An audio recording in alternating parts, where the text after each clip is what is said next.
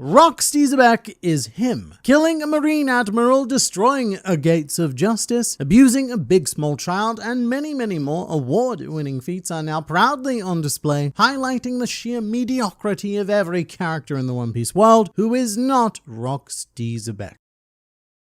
Luffy has officially invited Loki to join the Straw Hats. Meanwhile, Shanks, a child of destiny, has officially stripped off and shown us his maybe Mark of the Abyss. Elsewhere at the time, King Harold is being a bit of a dick, but we need to start with an incredibly important Haki-based revelation. One of the most important things flagged in this here chapter is that the key to dealing with the regeneration abilities of the Holy Knights is Conqueror's Haki. Although I will say that Gaban probably could have been a bit more useful with his tips to Luffy about using it, although to be fair, Luffy may or may not have listened anyway, and I think this is pretty much what we expected. It's not the answer I necessarily wanted, but it's the one I expected. Being able to exert one's will so powerfully and so precisely that it stops the body from regenerating. Kind of like what Zoro did with Monet on Punk Hazard. He exerted his presence to the point where her Logia powers stopped obeying her, and Monet was unable to reform her body. And in retrospect, I guess we should ask whether or not Zoro was unconsciously using Conqueror's Haki at the time, because this chapter has finally ended an ongoing argument amongst the online One Piece fanbase, which is whether or not Zoro has the Conqueror's Haki to begin with. Because even after having it directly referred to by Kaido on Wano, there were still some people arguing that the Conqueror's Haki was coming from Enma, not Zoro, and it was Zoro tapping into Kozuki Oden's leftovers. But I don't think it gets much more straightforward than this. Both Gaban and Luffy flat out say that Zoro has it. Luffy even says that Zoro, he's been leaking and oozing very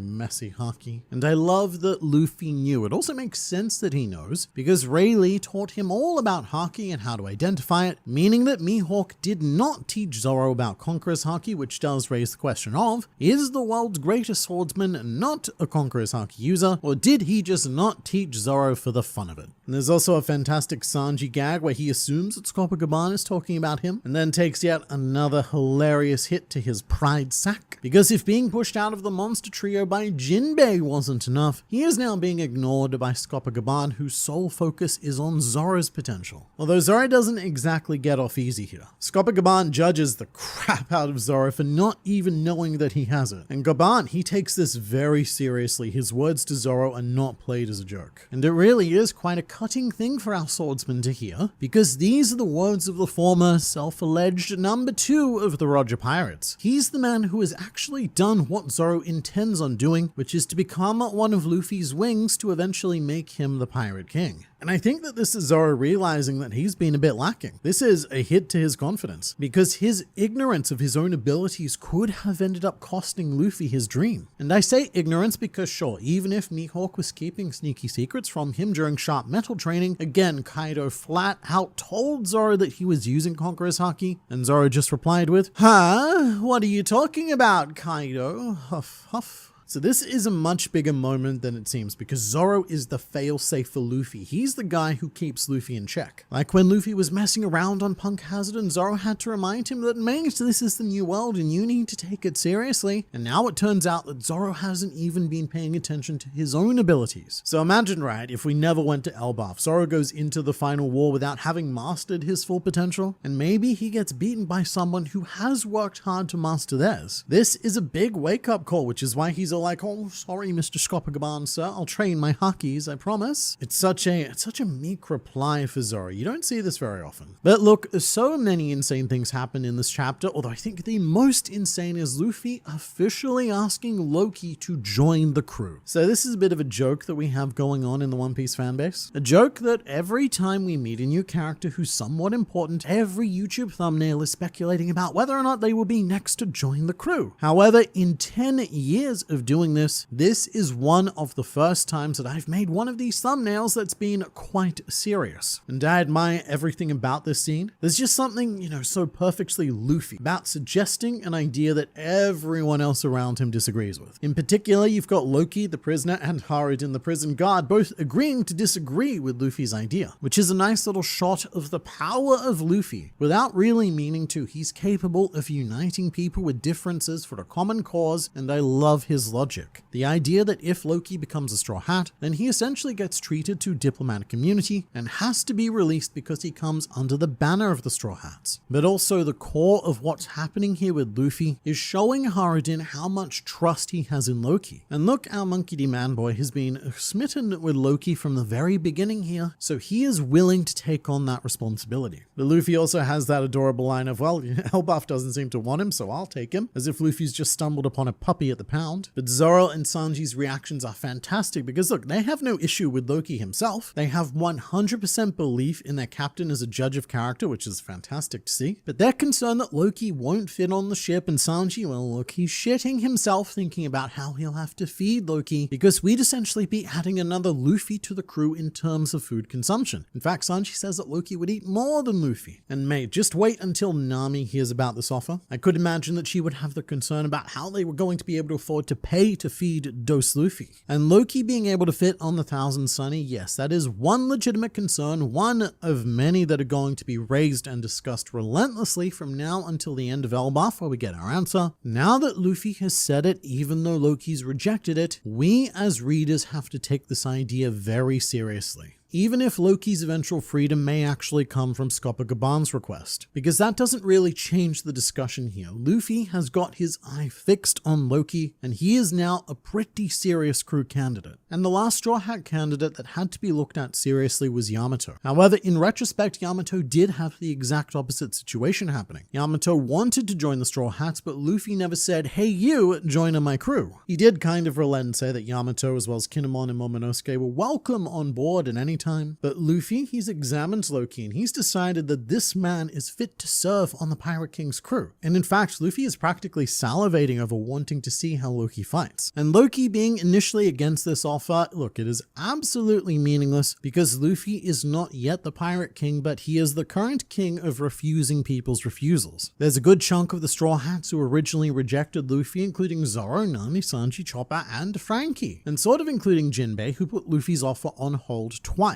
So most of the crew actually go through a phase of thinking that this is a terrible idea before finally coming to the conclusion that yes, this is the only way that my life progresses in the path I want it to. However, Luffy asking someone to join the crew obviously isn't a guarantee that they will. We learned this all the way back in East Blue with Gaimon, and Luffy's also asked plenty of others to join as well, like Crocus, Dr. Kureha, Iceberg, the Zombie Tree, and the Zombie Unicorn. Also Ace, Sabo, and specifically Kinemon's legs on Punk Hazard, not the rest of him, but they all turn Luffy down. But when it comes down to it, we might have a lovely bookend for the Straw Hats. Ever since we first saw Loki, it was noted just how similar his meeting was to Luffy first encountering Zoro. And if joining the crew ends up being Loki's only chance for freedom here, then we may soon have a lot of very frustrated fan artists desperately trying to figure out how to do a full crew drawing with Loki included. And with Loki, I do think there's a very simple way to change his mind. Well, I mean, it's not simple at all, not simple to do, but it's for Luffy to prove that he is the sun god of this generation. If Loki comes face to face with the sun god that he's been claiming to be, then that may lead him to putting his belief in Luffy the same way that the rest of the crew did. But as story time begins, we have Zoro and Sanji heading up to the Sun World, and I do quite like how Oda's doing this. It means that the two of them are going to get some time to show off against the nightmare creatures, the Holy Knights, and maybe even Imu him herself. So we've got Oda drip feeding Straw Hats into this conflict, which is probably a necessary idea because he doesn't have enough antagonists to go around. So we've got to share the villains, and now it is Zoro and Sanji's turn. But look, this is where this chapter starts to get genuinely insane, and I'm probably going to need to jump around a bit because a good chunk of this chapter is flashbacks. 3 flashbacks that we jump between. But Oda has teased us with the events of that horrible day where King Harold and 113 of his men were killed. We see Harold skewered, we see Yarrow getting stabbed in the head, and we see the soldiers being mercilessly slaughtered. But it's all vague glimpses into the event. We have no context behind what's happening, and it's always interesting when Oda elects to start at the end. One example of this that I remember happening was Zoro vs. Ryuma on Thriller Bark. With that fight, Oda showed us the end first, which made it look like Zoro had been beaten and Ryuma was victorious, before going back in time 5 minutes and recontextualizing the entire situation. That could be what's happening right here. Oda is showing us the outcome to get us thinking one way, but the actual flashback is going to build and build to this event and show us the real truth of what happened. However, one thing that seems fairly undeniable at the moment is that Loki did not kill King Harold, or if he did, it was only after his bazillion guards turned him into a royal piñata. And you can even see here that he's dropping lots and lots of delicious treats for everyone. But the way that Harold is silhouetted in this panel removes a degree of humanity from him. It's also obviously to censor the brutal wound somewhat. There's only so much you can show in a shonen manga. But here, I must say that Oda's making him look like more of a monster, which could mean that Harold was lashing out at his guards and this was just their self-defense, or that his guards were convinced and or controlled into attacking King Harold. I say controlled because there is a lot of hints that Holy Knights were involved in this event, and one of the most intriguing parts of the chapter is this panel of what looks to be a cloaked shadowman finding the treasure chest that contains the legendary devil fruit of Elbaf. And if the fruit is standard fruit size, then that would imply that this chest is also standard size, meaning that this silhouette is a standard human size as well. The implication being here that the Holy Knights could have concocted this whole situation, especially since everyone was trapped in the throne room. Someone locked the door from the outside. And also the world timeline here is extremely interesting. The events of this horrible day took place 14 years ago, which is just 1 year before the red hair pirate stole Luffy's devil fruit from the world government's magical fruit convoy. So it's not out of the question that within this chest may very well be the Hito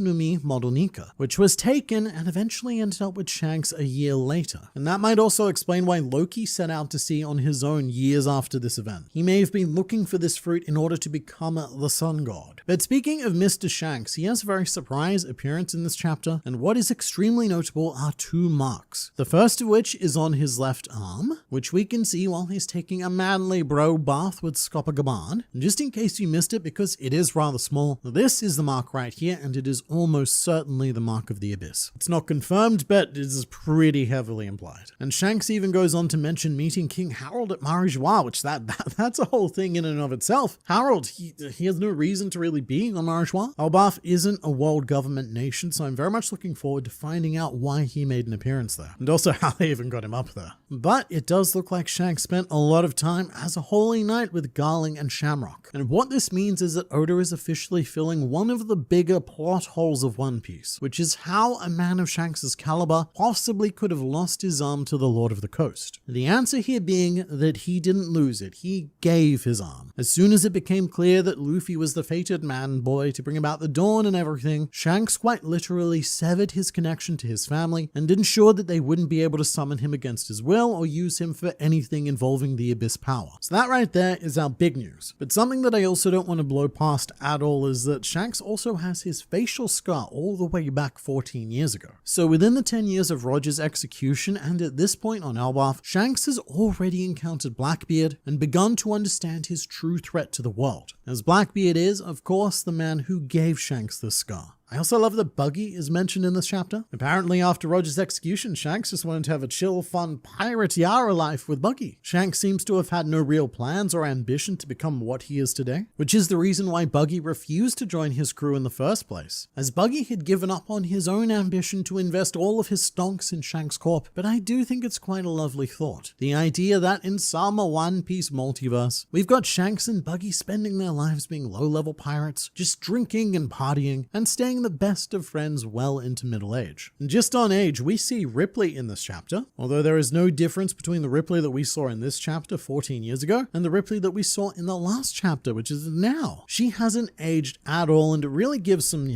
oomph to Gaban's words from the first time we met him. Let me tell ya, marrying a giant's not worth it. I get older, they stay the same age. And in this flashback, Gaban, he's not exactly young, but it is a very bittersweet contrast to see how much older he's gotten versus Ripley, who for all intents and purposes is frozen in time. Although the great tragedy of this section is that Shanks was on Elbaf at least partially to warn Harold of events to come, further implying world government and or Holy Knight involvement, but Shanks spent a little bit too much time naked with Gaban and nowhere near enough time warning King Harold of his imminent demise. But after our tease of things to come that already came, we start a full-on King Harold flashback at the end of this chapter, and we are taken back 109 years years, which is a very specific number, and a time period of One Piece that we know next to nothing about. This is 7 years before Dory and Broggy started their duel on Little Garden, which we'll probably see referenced in chapters to come, but this is also 4 years after Mother Carmel started her slave trade. However, she wouldn't end up on Elbaf for another 9 years at this point, but I would definitely expect to see her pop up in the next few chapters because she spent a good 37 years living on Elbaf. But this young Harold, he is a complete and utter prick. We have a bit of a Kozuki Oden style story happening here, from delinquent to beloved leader, although Harold seems to be on a whole different level to Oden. Oden at least never really seemed to cause trouble on purpose, it was mostly accidental, other than that one time he stole all of those dudes' wives during the harem revolt. But you've got Harold here acting like your classic high school bully, and I guess that makes sense because here it is said that he's 45 years old, which apparently equates to about 15 years old in human years. He's 15 and he's already the king of Elbaf. He is a boy king, and those sorts of reigns always historically go well, don't they?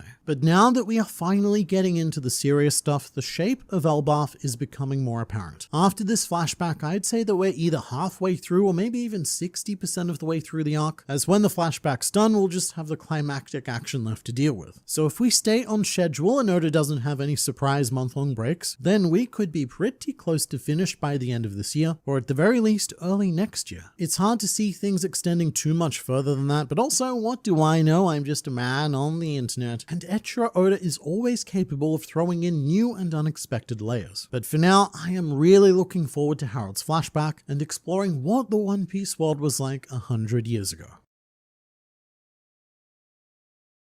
Gaban mentioned how 10 years felt like 3 or 4 years, which lends evidence to the idea of time dilation on Elbaf, about 3 times slower, which would exactly match the rate giants age at. Gaban does say 2 very interesting things. He asked Shanks how long it's been since they've shared a bath, and he's wildly off, but he also went on to say, quote, "That must have felt like forever ago to you," which definitely makes it sound like Roger's death certainly doesn't feel all that long ago to him. It's still quite fresh, but with Shanks, a lot more time has passed. And this time is also very much in line with the giant age correlation that we're given in this chapter with King Harold. 45 giant years equals about 15 human years. Although if time dilation works the way that we suspect, then it should be the opposite. 15 giant years would equal 45 human years if time moves slower on Elbaf. And also it could just be commentary on age in general. The older you get, the faster it feels like time moves. And Gaban himself is pretty hyper aware of time as his body ages rapidly,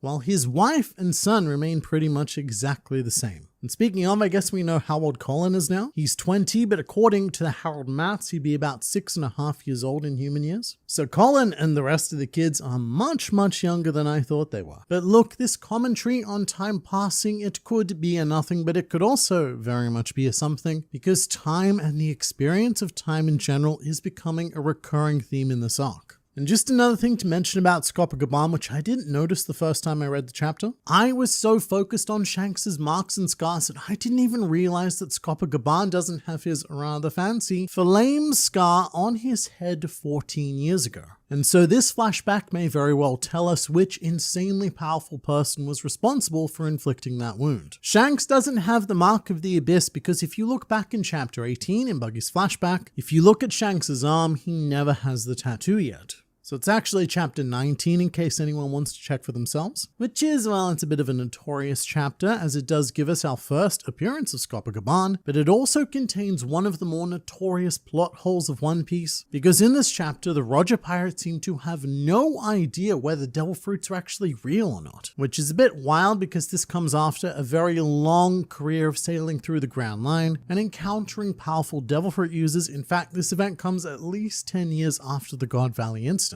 So look, it's not uncommon to find some questionable stuff in this brief flashback. Also included would be that Buggy and Shanks were drawn much, much older than they actually were, and Oda later retconned them into being teeny tiny kids at the time. But I don't think that the Shanks' arm not having the mark is one of those questionable stuffs. Sure, he doesn't have the mark here, but I wouldn't expect him to at this stage. He was raised by the Roger pirates as a baby all the way to Roger's execution, so Shanks almost certainly went to Marijois after the Roger pirates had been disbanded, commanded, and I assume that that is when he was marked. How did Shanks' arm not just regenerate back after losing it if he had the mark? See, I imagine the problem there would be that if you remove the mark, then you no longer have access to the regeneration. But even if not, it is a good question and not the only one that we should be asking, because it's not just the arm. In theory, Shanks' facial scar also should have regenerated as well. So maybe he didn't get to the point in the Holy Night process where he was granted the funky regeneration abilities by Imu. Crazy to think Dr. Kureha was alive when King Harold was young. Sounds like he's only a year older than her. Think it's a bit more than that. So Dr. Kureha currently is 141 years old, meaning that at the time of this flashback, she was still a surprisingly youthful 32. So Harold would have been a good 13 years older than Kureha, although someone else did bring up a great point in the comments, which is that all we were told is that Harold started his reign at the age of 45, so he's not necessarily 45 in the flashback we're seeing. On those last 2 pages, he could be older. But also something very, very cool about the last page. Harold is kicking one of his men into the castle in the exact same way that Loki kicked a guard into the door a few pages beforehand. We've got Oda drawing some parallels between them, and I think there's very little doubt that after all of this is settled, Loki will end up becoming a beloved figure just like Harold ended up being.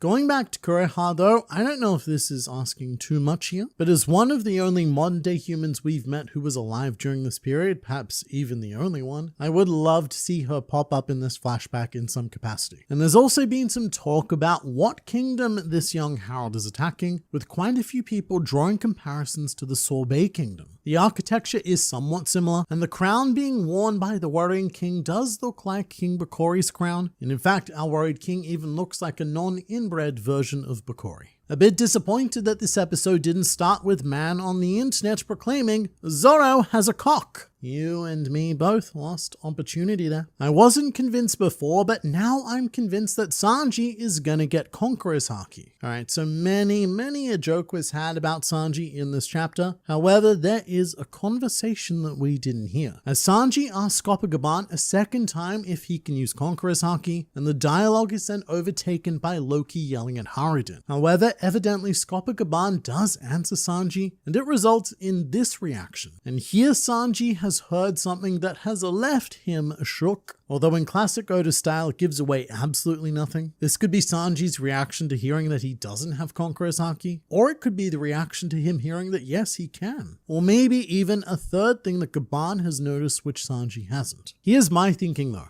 If Gaban and Rayleigh both have Conqueror's Haki, then surely both Zoro and Sanji do as well. The Pirate King cannot fly with an uneven set of wings, so I think it must be very possible for Sanji to awaken it. And as someone else reminded me of in the comments, the funny thing about Zoro not knowing that he's a Conqueror's Haki user is that the Wano anime added this whole filler scene of Zoro using Conqueror's Haki to knock out members of the Beast Pirates. Very deliberately using it in the same way that Luffy would. So when anime only watchers get to this part of the story, there'll probably be a little bit more confusion about that, because as presented to them, Zoro is intentionally using Conqueror's Haki already. It'd be so flippin' hilarious if the final straw hat to develop Conqueror's Haki is Usopp instead of Sanji. Sanji's ego would be shattered. I mean, let me just say this, Usopp never left the menu. During the raid on Onigashima, he told a lie about having Conqueror's Haki, and as is the trend, Usopp's lies tend to come true. So maybe he could channel his inner Sniper King and against all odds and expectations, develop just a little bit of that sweet conqueror spirit. Because look, if we just want to equal Roger, then his crew had 4 Conqueror's Haki users after Odin came aboard. So the Straw Hats are already pretty severely lacking in that department, and they need to surpass Roger. So why not? Let's give some Haki to Sanji and Usopp as well. I think it will be very fun. I have a feeling either Zoro or Sanji will be Domi reversied and they'll have to fight each other. So if that was to happen, you would need to assume that Oda would go with Zoro, right? He's already pretty much a living demon as is, but to create tension, he would be a much better choice than Sanji. However, it would also run the risk of Imu's powers becoming far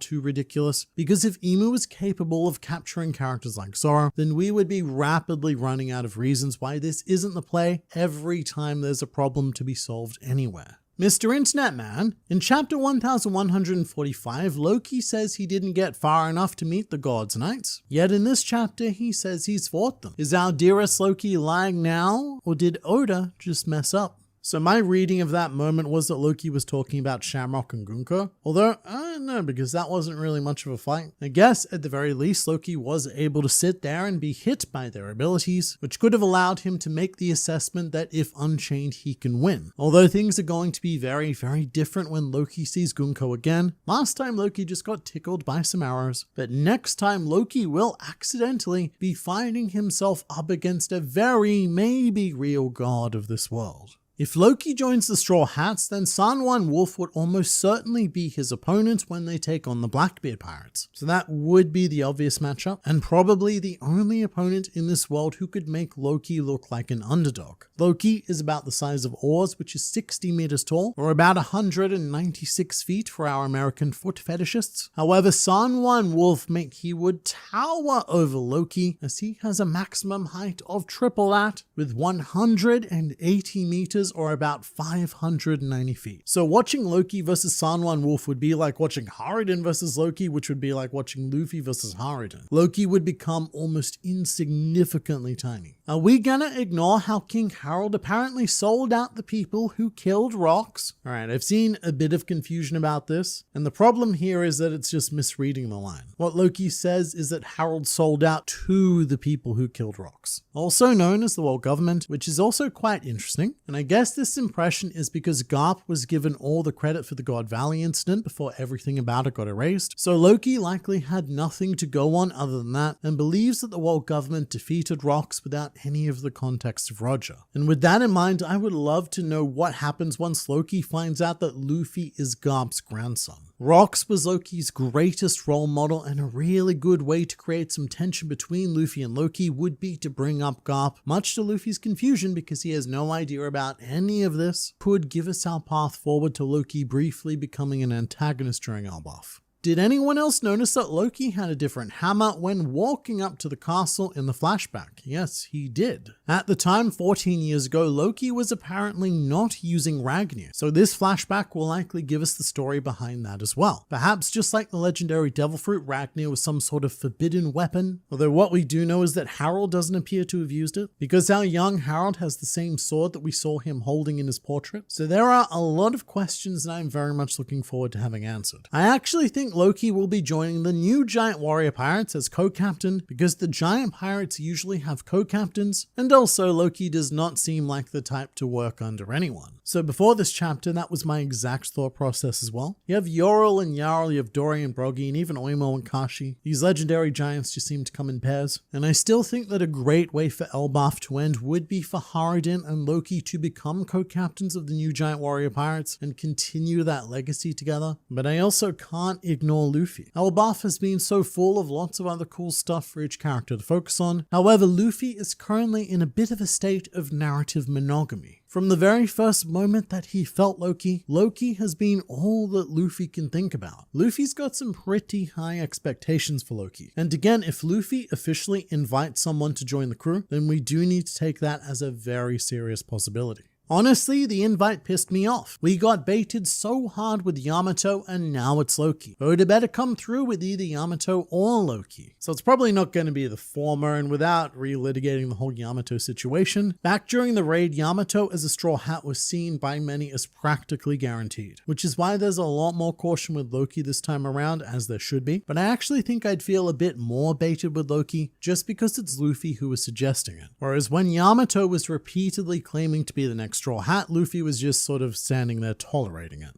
100% Harold had Buggy's Devil Fruit, the Barabara no Mi. His laugh instantly gave it away. Not to mention Shanks speaks of Buggy fondly in this chapter. There are no coincidences in One Piece, so there definitely are some coincidences, but mate, that'd be pretty wild. I don't know if this will actually come across in the official translation, but like most prominent One Piece characters, Harold does have his own unique laugh. It's Bada, and this doesn't always happen, but sometimes Oda does base character laughs on Devil Fruits, like Perona, her laugh is which is a direct reference to her Horohoro no Mi, and also Kaido's Wododododo. That is a reference to his devil fruit, as the laugh can be romanized as Uo or Uo, which matches the Uo no Mi Moroseryu. And of course, we cannot forget Whitebeard, who had a hearty Gura laugh, with his devil fruit being named the Gura no Mi. So look, it sounds stupid, but there is some logic behind the idea of Harold using Buggy's devil fruit. And unfortunately, there's also the logic of, well, if Harold did have Buggy's devil fruit, then he probably wouldn't have been stabbed to death by his own guards, as he would be completely immune to stabbage. I just realized the Straw Hat crew is in Elbaf at the moment. If Frankie wants to upgrade the ship for Loki, he can do it now, since there is a plentiful supply of Adamwood. So firstly, good of you to realize where we are, but secondly, I'm definitely not as concerned about Loki's size as a lot of people seem to be, including Zoro in this chapter, to be fair, because we have Frankie and he is a carpentry god. He is like the Gear 5th Luffy of shipbuilding. The dude can do anything, and if we need to upgrade or even create a separate vessel to cart Loki around, then that is always going to be a pretty easy solution for Frankie.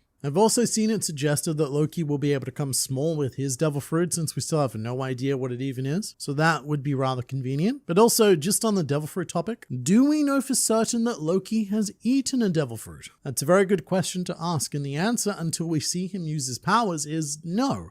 We don't know for certain. What we do know is that the giant warrior pirates very unambiguously stated that Loki ate the legendary devil fruit of Elbaf. However, they also stated that he killed Harold, which may not necessarily be true. So at this point, the whole idea of Loki having eaten a devil fruit could be a lie, something that he's keeping up to cover the truth of what happened on that horrible, horrible day. We still have to pay off the Brook-Gunko connection. Two major flashbacks in the same arc so close together doesn't seem right to me. So that is very true. We could actually be looking at two full-on flashbacks in this arc, which would make Elbaf a lot longer than I estimated. Or they could both somehow be covered in this one chunk, because Brook's life ties quite closely to the timeline we're dealing with here. 109 years ago was only 19 years before Brook was born. And funnily enough, Brook is actually 10 years older than Ripley. So his timeline could be weaved into this story as we move all the way up to the events of 14 years ago. Although thematically, I'm not so sure about doing that. Oda's flashbacks are usually quite focused. And right now I feel like this whole Brook and Gunko thing needs that focus of its own, rather than being a side quest in Harold's flashback.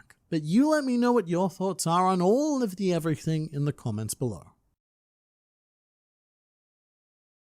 The accursed prince is here. To much shock and awe, but not that I would expect anything different to have come from the spawn point located in the hell betwixt these legs. I think we've done it. We may have finally found a worse mother than Big Mom. But this chapter starts out unbelievably adorably with a glimpse of Harold, Dory, and Brocky together as children, the latter of the two looking an awful lot like minions, and the three of them together remind me a lot of Ace, Sabo, and Luffy as kids. And something that I find rather mildly interesting is that Dory and Brogy have their preferred weapons, the sword and the axe, but child Harold seems to favor the hammer, which changes at some stage in his life to the trademark sword. But just like his son, Loki, Harold was at one point a hammer user. But if we look at the bottom right hand side of this panel, we see the true nightmare of Elbaf being someone's disapproving mother. And Elbaf's theme of the power of mothers and wives will only continue with Ida later on in this video. But for now, Harold was naturally bigger and stronger than everyone else, which led him to becoming a bit bored and complacent. Mr. Harold had no challenge during his entire childhood because his mother had the decency to not toss him into the underworld and force him to climb back up via Yggdrasil. But this is where Harold's general cockishness comes from, and it's a similar brand of arrogance to that possessed by the world nobles. They definitely don't have Harold's strength, but a world noble is still born into a form of unparalleled power, which is why they're always so arrogant and, more importantly, so bored, because none of them have ever had to face a challenge in their lives. Although the key difference between them would be that Harold didn't quite realize what the world had to offer, and that strength can come from sources other than raw power. And as soon as he discovers that in this chapter, he becomes much more respectful of the world around him. So at first, I was quite taken aback by just how quickly Harold's personality shifts in this chapter, and I think that this is another case of giant genetics really messing with my perception,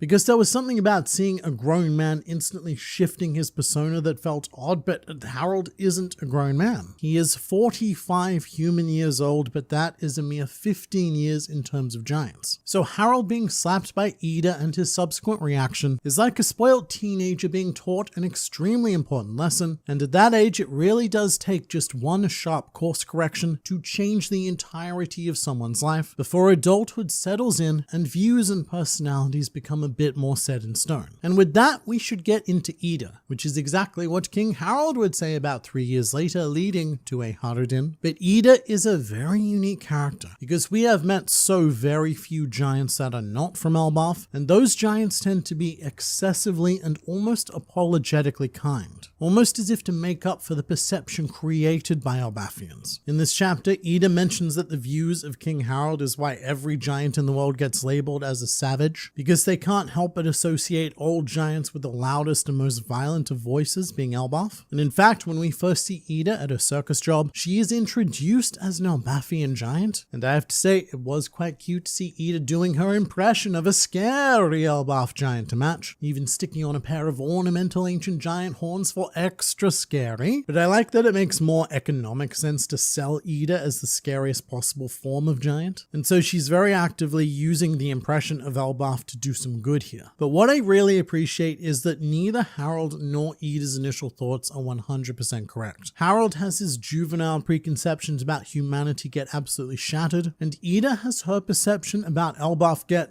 well, not shattered, but it's like slowly eroded. And it is that chemical reaction that I imagine will act as the inception of the unity of all giant civilizations around the world. Because even after meeting Ida for less than a chapter, it's already pretty easy to see where Harudin gets his dream of becoming king of the giants and bringing everyone together from, because that was what the combination of Harold and Ida showed was possible. Ida, right now, fits quite well into that vision of perfection often embodied by many flashback characters. I like her a lot, and that worries me a fair bit, because this is usually the part of the flashback where I need to remind myself of incoming tragedy. But just on that, we're not actually sure what happened to Ida at the moment. We don't even know if she's dead. We know that Loki's mother is dead, and frankly, that is excellent. We'll get to her in a bit. But unlike most biological mothers in One Piece, Ida may very well still be alive. Although I do doubt that a fair bit, because even before we get to the death of Harold, there seems to be a whole string of tragedy leading up to that first. And looking at all of the characters available to produce that tragedy, we have a very short list. Everyone else is alive in the modern day, again with the exception of Estrid. But look, mate, I have a hard time believing that Harold was too bothered by her loss, to be completely honest. Back to Ida, she mentions that she was born on the island of Summer One Eye, which is in South Blue. And firstly, what's notable about this is that the island's name is written in katakana, which is a bit odd for such clear Japanese words. Summer One Eye would literally mean not cold or no coldness. But South Blue is also the same area of the planet where Jaguar D Sol was born. We don't know his exact island yet, but he's also from South Blue, and at this stage my bet would be that he's from the same island as Ida. And in the past, I have also offered speculation that Sol could be related to Harudin's mother, because Harudin was the man who Sol called in to assist removing all of the books from Ohara. And given that Ida is from this South Blue giant civilization, that also means that there is a non-0% chance that Ida is a carrier of the Will of D, because Sol said that everyone in his family had that sweet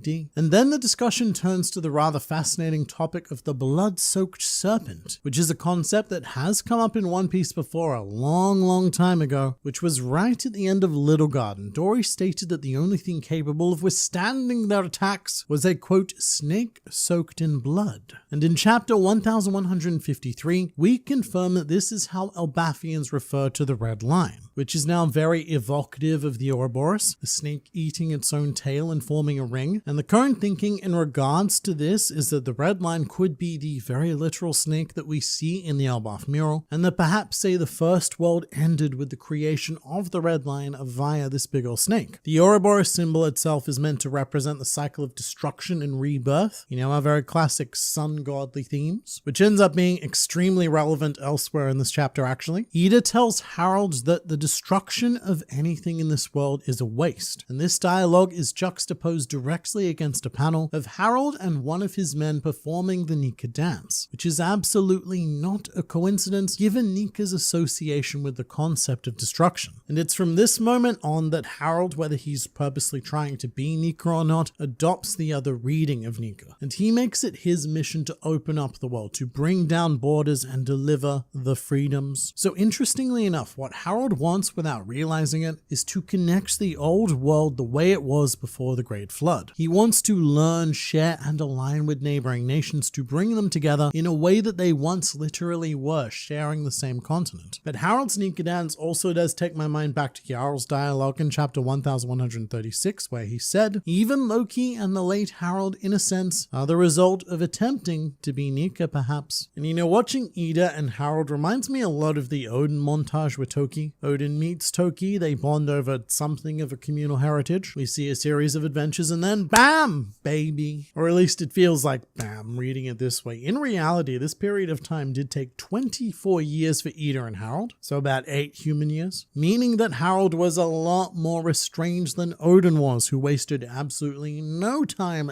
getting to work. And as a side note, I'm also a little bit curious as to how long a giant pregnancy lasts for, because if the maths keeps panning out at the 1:3 ratio here, then you would think that a mother could be pregnant for potentially 27 months. And maybe the giants don't feel the perception of time in the same way that humans do, but my god, does 27 months sound like an awfully long time to be pregnant. However, one of the most interesting parts of this chapter for me was seeing the panel of these 4, I'm not quite sure what to call them, elders, administrators, or otherwise cultural dictators, stating that they will not recognize Harold's marriage to Ida due to the need for pure bloods within the royal family. So this has been on my mind since pretty much the beginning of Elbaf. The idea that there is this faction of giants out there who won't accept Haradin due to his blood. And the question I've been asking is, well, where are they? We still have yet to meet a single giant in the modern day who has any prejudice against Haradin whatsoever. So I want to know where on Elbaf these guys are and who exactly they are, especially since they seem to have the power to tell the king who he can and cannot marry. But look, those mystery dudes aside, I have to say that both Harold and Ida take this decree rather well, especially Ida. She doesn't seem upset at all. She's just happy that Haradin gets to stay close to Harold. Which of course brings us to Estrid. Estrid, who definitely continues our theme of pairs on Elbaf. We have co-captains, we have lots of co-captains, brothers, and now we've met a pair of mothers. And I have to say that Oda did a pretty brilliant job in speedrunning Estrid's unlikability. All it took him this time were 3 panels. The first is a close-up of her face, nothing wrong there. And then we cut to a full body, you know, things are still going well. But then what she does, right, Estrid opens her mouth, she calls Haradin a bastard, and it all falls apart. And from there, Estrid also completely changes the environment of the castle with whatever her highly irritating version of feng shui is, just for Oda to really hammer home what a bad match she is for Harold, to require him to completely upend the way he lives in order to accommodate her. Because here's the thing with Harold and Ida, right? They were not a perfect match by any means. They have a lot of very key differences, but what they did is they compromised and they listened to one another. But with Estrid, there is no compromise. Things can only be done her way. And mate, that sounds like a nightmare of a marriage. But there is another interesting contrast here, and with all due respect to Ida, Estrid is definitely designed to be the more conventionally attractive One Piece woman. And in this case, I think it's a pretty brilliant way for Oda to use this trope that he's developed and or fallen into. And so that very stereotypical beauty plays very nicely with the idea that within Elbaf, there is an acceptable kind of woman for Harold to marry. Someone with, you know, all of the appropriate genetics. In the case of the story, that's having the blood of Elbaf. But that's also reflected quite well in the art style by giving Ida a much less conventional design with a lot of aesthetic elements that Oda would not normally deem appropriate for one of his leading ladies. And of course, that's paired with the irony that we're already aware of, where Haradin, the man with the much less acceptable blood, looks and acts more like a warrior of Elbaf, whereas Loki, the man with the pure blood, ends up looking like some sort of demonic entity. And getting into that now, the sequence of baby Loki being thrown into the underworld is so unbelievably heartbreaking. You've got these teeny tiny arms reaching up for their mother, a close-up of a teary single eye, and then we cut straight to the baby all already halfway through a fall intended to kill it. And so, as it turns out, Loki actually shares a bizarre similarity with Charlotte Linlin, as both were dumped by their parents into the underworld of Elbaf. And not only that, but it happened in the exact same year,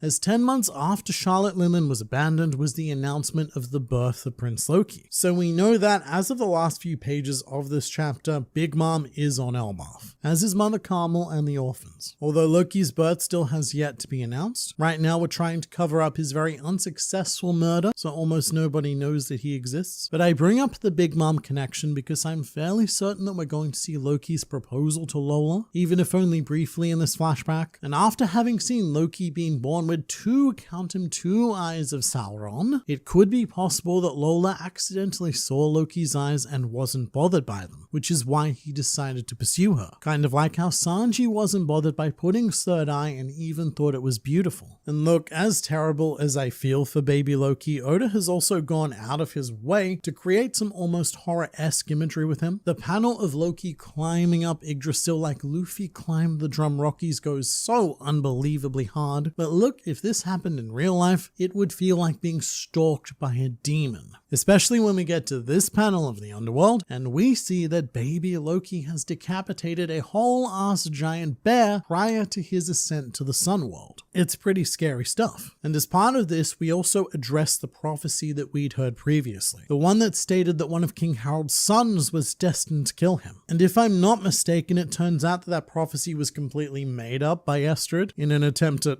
I guess, slander Loki. At least that's the impression I get. So again, when it comes to Loki, all we really have are the lies and mistruths of others to go off, which seems to have resulted in the impression that Loki is genuinely cursed. Although one positive I will say for all of this cursed business is that being cursed tends to be very straw hat coded. Our crew is packed full of people whose birth and or right to exist has been directly questioned. For example, Chopper with his blue nose in the reindeer pack, Sanji with his lack of genetic modifications, Robin for being O'Haran, Frankie being abandoned by his parents, and in general, our crew do quite well with curses. And in fact, this may even explain why Luffy was so attracted to Loki right from the beginning. Because if you recall the beginning of Wano, Luffy's attention was taken by the Nidai Kitetsu. And even after being warned about its curse, he wasn't at all bothered. Because our crew already comes equipped with every devil, demon, and monster it is you can imagine. So look, if Loki is legitimately cursed, then welcome home, brother. Come cause a storm with the rest of the devils and demons of our crew. And this may also be why Loki does seem to have a soft spot for everyone and everything in the underworld. He, more so than anyone else, knows what it's like to be dumped down there. So it's no wonder that he's made friends with all the animals and even all those cloaked humans that we've still not seen again. It's almost as if Loki took it upon himself to become a protective big brother figure to all of them, to give them something that he never really had. And also, in retrospect, it's quite an incredibly cruel punishment to be imprisoned in the same location where his mother tried to kill him. Because every day Loki wakes up in that same spot to remind him of how much his mother wished he'd never existed. But with Estrid, I think she'll be dead by the next chapter. According to what we already know about Loki's history, his mother died about a year after he was born, and the last panel of Loki shows him having grown quite a lot. So I imagine the next chapter might open with word of her death and we'll never see her again. So I guess I should take the opportunity now to give Estrid a big round of applause for causing so much damage in such a short amount of time. Her existence lasted about 7 pages, and unfortunately, it will not be forgotten. And it is quite sad, really, because if Ida had been around instead of, or even in addition to Estrid, then Loki could have been looking at a completely different life. In fact, in this chapter, Ida seems to be the only one who appreciates the fact that Loki exists, and should Ida still be alive, that does make me wonder if the mystery Moss speaking to Loki on the Den Mushi could indeed be her.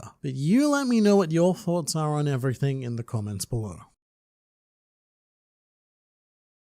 Man on the internet, do we know where Kaido was born, and do you think we could get a hint of his lineage? So we do, I mean, sort of. Kaido was born 59 years ago, which is 4 years after the events of this chapter, but we don't know exactly where he was born. Just that he ended up in the Vodka Kingdom as a child, and while there was a theory that Kaido could be related to Harold, because the portrait of Harold is strikingly similar to Kaido's face, that theory is, it's no longer quite as strong as it once was, or anywhere near it. So there was this idea that Kaido was the third brother of Harudin and Loki who was tossed away, and this was obviously before we knew that Loki was literally tossed away. And it's looking a lot less likely now that we're here in this moment of time. It's very, very difficult to see a direct Kaido connection being brought in, despite the fact that Kaido is very likely related to the giants of Elbaf with his ancient giant blood, and at some point we are going to find out when that schism occurred. It just might not be right here and now. Loki being yeeted out the window before he was 5 minutes old is already the top 5 saddest backstory. There's definitely a few backstories on par with this. Like, I would say the baby 5 being born to a mother who didn't even care enough to name her beyond the order of her birth, baby number the 5, and then subsequently abandoned her in the woods. That was a pretty rough one as well. But I think the really truly tragic thing about Loki's story is just how easily this all could have been avoided. Because the only person who seems actively disgusted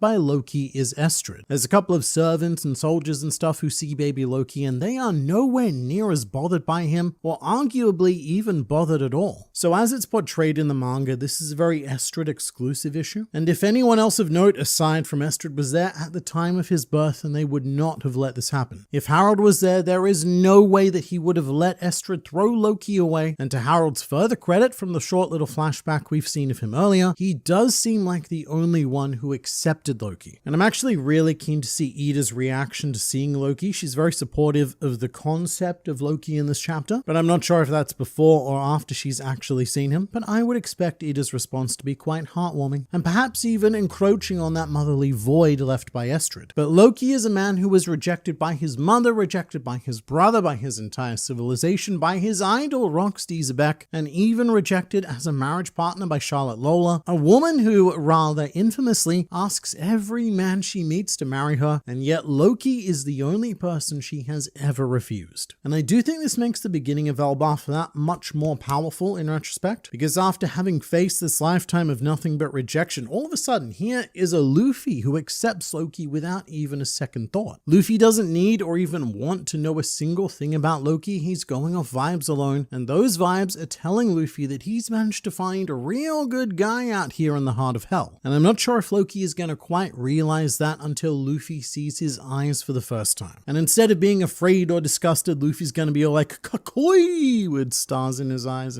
so cool. When King Harold brought peace, education, and diplomacy to Elbaf, the fanbase thought that Harold was a simp for the world government. Turns out he was a simp for somebody else. So me, I'm that person, not the simp or the person being simped for, but the person who thought that Harold had a thing going on with the world government. For most of Elbaf, I have been quite suspicious of Harold, and there are still some things left to work out, like his connection to the Holy Knights and why they seem to have this begrudging respect for him. But initially, the idea was that Harold was purposely demilitarizing Elbaf, either because it would make it easier for the world government to command them, or because Harold didn't want to continue that cycle of war that he knew his people were destined to play a major role in. But the truth is definitely a lot better than whatever the crap we were thinking at the time. Harold wanted prosperity in every sense. He never wanted Elbaf to lose that lineage as warrior culture, but he wanted to incorporate and learn from what every other culture excels at as well. And I didn't mention this in the chapter review, but one of the many civilizations that Harold visited as part of this endeavor happens to be Wano. We can see him sailing those very familiar waves and even speaking to a group of what appear to be samurai. And my first thought for this was that these sailors could have been the group of samurai that left to found the Shimotsuki village in East Blue, but looking it up, that happens much later on, about 15 years later. And according to the timeline in this chapter, this happens about 70 years ago. So no Shimotsuki village. However, it means that Harold may very well have met Kozuki Sukiyaki. At this time, Sukiyaki would have been around 11 years old, and Harold goes on to tell that he also visited Fishman Island as well, and speaks of the birth of Prince Neptune, which is a good reminder that now King Neptune is actually 70 years old. I always think he's younger, but it also makes a lot of sense because his whole gag is that he is a super powerful warrior, but he can never fight because he has a really bad back. Ow. And I'm actually quite stunned at just how easily Harold appears to have made contact with two of the most difficult to access civilizations on the planet. And Oda didn't choose these at random either. Elbaf, Wano, and Fishman Island form a trio of isolation with direct connections to the ancient kingdom. And two of those islands were even chosen to house ancient weapons. And Elbaf could have been the third, by the way. They may have initially had Uranus but lost it due to something world government. Maybe we'll even see it. I have to imagine that the group of shadowy giant overlords are the ones who live in the heaven realm. If they are in the heavens, then they probably act as gods and can rule over kings, which begs the question, is the heaven realm basically like a giant version of Marijois? I mean, they do seem to act like giant world nobles, and even the ways that their silhouettes are drawn matches how Oda has depicted miscellaneous world nobles in the past. And I guess you would think that if they do still exist, then they would have to be in the heaven realm, and it may be because of their influence that Elbaf currently has no king. Ever since Harold's death, the throne has been vacant, potentially because the shadowy overlords cannot accept Haradin's impurity, disgusting, or Loki's desire to destroy, checks notes, everything, because that's very counterproductive to maintaining the traditions of Elbaf as well. But also when we see them, the establishing shot is in the village of the Sun Realm, so they may not be heaven dwellers, or if they are, they've come down from heaven to meet with Harold. But either way, they could end up being the ones responsible for Harold's murder. If they see Harold as a man taking Elbaf too far from its traditions, then they may have seen fit to see him killed in an incident related to, or even completely independent of the Holy Knights. I think the shadowy figures that forbid/allowed Harold to marry were representative of culture.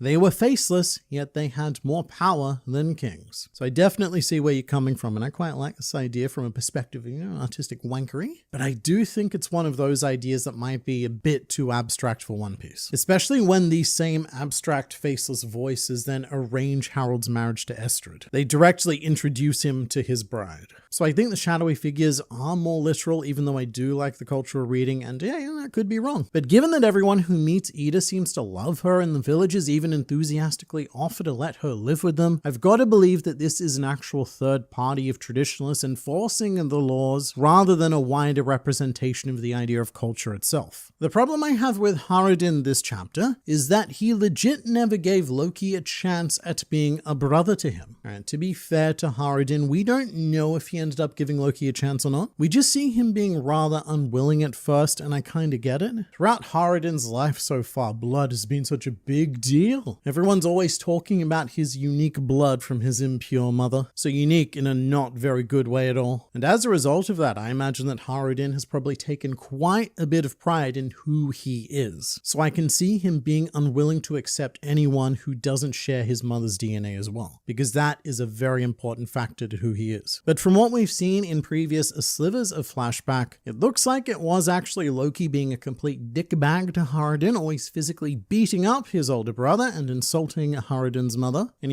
that, in retrospect, might be a bit of jealousy. It's fair to say that Loki probably has some mummy issues. So seeing Haradin having this loving mother, mate, that is unacceptable. So we need to find a way to twist that and make this loving mother concept a not good thing. But what does give me quite a bit of hope for Haradin is that I doubt he's ever judged Loki just based on his appearance. Haradin doesn't like Loki because he can't accept a brother who wasn't born from his mother Ida, and that is very different to, say, seeing Loki's eyes and disowning him. Loki knowing when Big Mom swapped Chiffon with Lola was foreshadowing of Loki being able to tell the difference between Shanks and Shamrock even blindfolded. He is able to see the different characteristics behind the same face. So this is 100% correct. After being rejected by Lola, the Big Mom Pirates trying to pass Chiffon off as her twin sister Lola, which is a pretty depressing indictment of how Chiffon and Lola were seen within the family, that there wasn't really much to them beyond their outer shells. And from their perspective, we basically had doubles in our whole Cake card collection, so it was fine to trade one of them away. Although it is kind of funny that in the end, Lola went on to marry Gotti, someone who initially mistook her for Chiffon. But I am keen to see exactly what it is that Loki noticed though. Maybe it was a reaction to seeing his eyes. Or maybe he just does have a gift to see people's inner selves, which is the same gift that Luffy is using to read Loki right now. And at the very least, yes, this situation would have taught Loki an important lesson about appearances, which we've seen him apply to meeting Shamrock and instantly knowing that it was not Shanks. But since we're going back on it, I'd also like to note Nami's reaction to hearing that Loki was a prince. She states, "A prince? Ooh la la," which is definitely the reaction that Sanji would have wanted to his heritage, but instead he got slapped in the face because he did some bad things. And someone else in the comments also brought up Harold's marriage versus Loki's proposal, and that if Harold wasn't allowed to marry Ida, another giant, then there is surely no way that the Council of Ominous Silhouettes would have allowed Loki to marry a human. And to that I say, look, that's probably correct, unless unless Harold was successful in changing the culture by the time of this proposal. But what I would also say is that Loki is the kind of man who is very, very unlikely to live by rules dictated to him by another. And so if Lola had said yes, then Loki would have Lelouchia'd all of Elbaf's culture to make it happen if need be. At the end of the chapter, Estrid is already said to have died due to ill health. You must have missed it.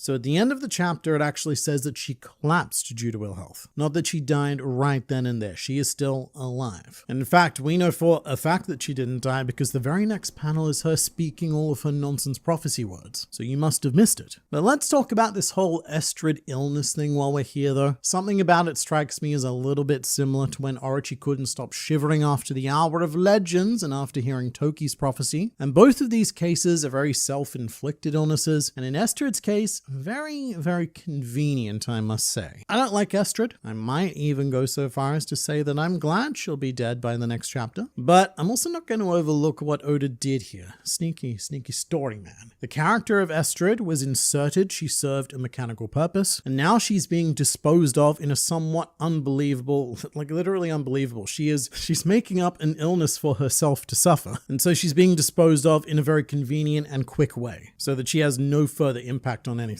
Because keeping her around only causes problems for the story that Oda wants to tell from here on out. And you know, I'm going to give Oda a pass this time because I don't think many people want to see Estrid stay around for much longer. But every now and then, One Piece can sometimes feel like a bit of a character factory, where characters are built, used, and immediately disposed of, especially in flashbacks. And while it is extremely efficient storytelling, it does sometimes break the immersion for me. Because in the case of Estrid, I don't see her as a character so much as I do a narrative tool. The biggest complaint I have with Elbaf is they've done such a bad job of making it seem populated in any way. So I don't necessarily disagree with this feeling, and I do think this is a byproduct of the aforementioned character factory approach, where we only encounter exactly what we need at the exact time we need it and then get rid of it. And something I really wish I had right now was a much deeper sense of the population of Elbaf and all of the different villages on the Sunworld. But this is something that I think Oda has been a bit afraid to get into too much ever since Wano, because Egghead Island also had this problem to a much larger degree. That island had a whole population of researchers and cool robot assistants and everything, but we never got to know a single thing about any of them. There was this whole civilization we encountered, and when I think back on Egghead Island, it's like they never existed. And I bet that there's people watching this video right now who forgot that there was a population at all on Egghead Island outside of the Vegapunks. And my theory for why this is because it's a bit of a battle scar from Wano. Oda spent such an awfully long time fleshing out the residents of that island as best he could, and he did a great job, but it took so much time that I think Oda now has an internal policy of streamlining things to only the most important characters, which is why it can sometimes feel like Elbaf as an island has a population of only like 15 giants and 10 kids. Although look, honestly, if that is the biggest complaint I have about Elbaf or Egghead Island, then things are running pretty damn well, because craving more time with the side content is just the sign of an already great game. Here's hoping Liam mentions the fact the Owl Library was probably Harold's life's work. So the Holy Knights were surprised to see a library, so it is likely a new addition as a result of Harold. Of course, it could also be a heavily expanded version of something that already existed, because Biblo, the chief owl librarian, predates Harold by ever so many centuries that nobody even knows where Biblo came from. But Harold in this chapter has shown a great care and passion for writing and preservation, which does seem to be building up to a passion for librarianness. Ida worked at a circus. Haradin worked for Bucky. Very interesting coincidence. Yep, very much following in his mother's footsteps there. But little does Haradin know that he is currently serving under an even bigger clown, as Haradin still hasn't seen the full potential of our new sun god Luffy. Internet man, it seems people have figured out they have a higher chance of their comment being viewed if they call you Internet man. Alright, so I have noticed this, and I think it's because people who call me Internet Man, on average, just seem to have more interesting things to say, or on average, spot more things that I've missed. So if someone starts their sentence with Internet Man, then more attention must be paid to it. Hey, man on the internet, won't Oda's introduction of the North Star kind of ruin the whole idea of only being able to navigate the Grand Line through log poses? So this North Star business is almost treated like a throwaway line in the chapter, but it does go against quite a bit of with what we've been taught about navigating within the Grand Line and the New World. But at no time has it ever been stated that the log pose and the eternal pose are the only way to navigate. And the North Star is also not the first alternate navigation tool that we've seen from the Giants. Earlier on in the arc, we were introduced to Painter, the rainbow making tool, which is based on sunstone, a substance believed to have been used by Vikings for navigation in the Middle Ages. But we've known that there has to have been some alternative to navigation for quite some time now, just because the log pose and the eternal pose only ever point forward. You can only use them to get further into the Grand Line and into the New World, but you cannot use them to backtrack.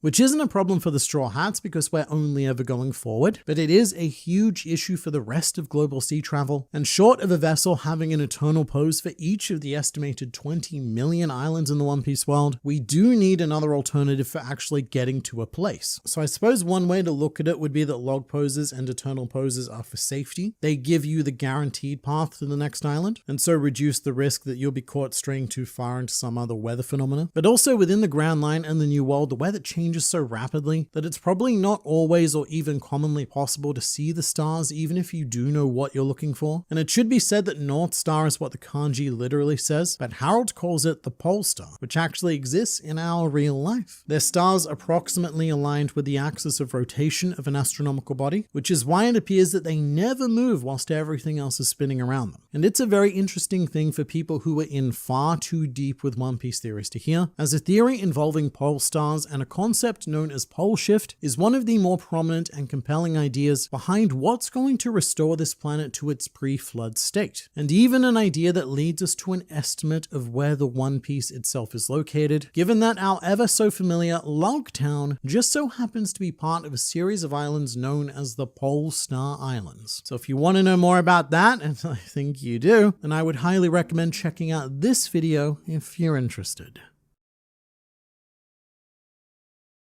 Xebec has finally been revealed. This is an incredibly monumental day, as Rox is a very special dish that Oda's been cooking in the story kitchen for about 6 years now. That's when we first learned his name anyway. However, the legacy of Rox is something that we have been setting up since practically the beginning of One Piece. So it was always going to feel surreal when Oda did finally reveal him, as this is quite possibly, arguably, the most influential pirate to have ever lived. But putting aside the Blackbeard lineage for now, we'll get to that. The craziest part of this to me initially is that Oda gave Rox the design of a Yu-Gi-Oh character. I was definitely not anticipating the spiky two-toned hair, and I'm half expecting him to whip out a dual disc and play an Egyptian god card at any moment. But look, let's address this Blackbeard stuff first, as we do not just have the first full reveal of Rox. That would have been enough for this chapter, but Oda said, nah mate, more. This chapter also comes with a DNA test confirming that Rox is the father of Marshall D. Teach. And look, I'm not going to pretend that this is the biggest shock in the world. Blackbeard has been connected to Rox for quite some time now as well. We just didn't know if it was a biological or inherited will sort of situation. But I mean this with no hyperbole. Knowing that Teach is Rox's son completely changes how I look at One Piece, because the entire pre-time skip era was framed by Blackbeard and Ace. These were the two characters whose actions directly led to the Paramount War and the reshaping of the power balance of the planet. The biological son of Rox and the biological son of Roger, both of whom were the spiritual sons of Whitebeard, and both of whom appear to have taken their mother's names, Portgas for Ace and Marshall for Teach. And just quickly on this, we have actually seen Blackbeard's mother before. In One Piece magazine, Oda revealed some sketches of Blackbeard's mother as well as his two sisters, which are ideas that may or may not have been scrapped for the actual series. But at the very least, this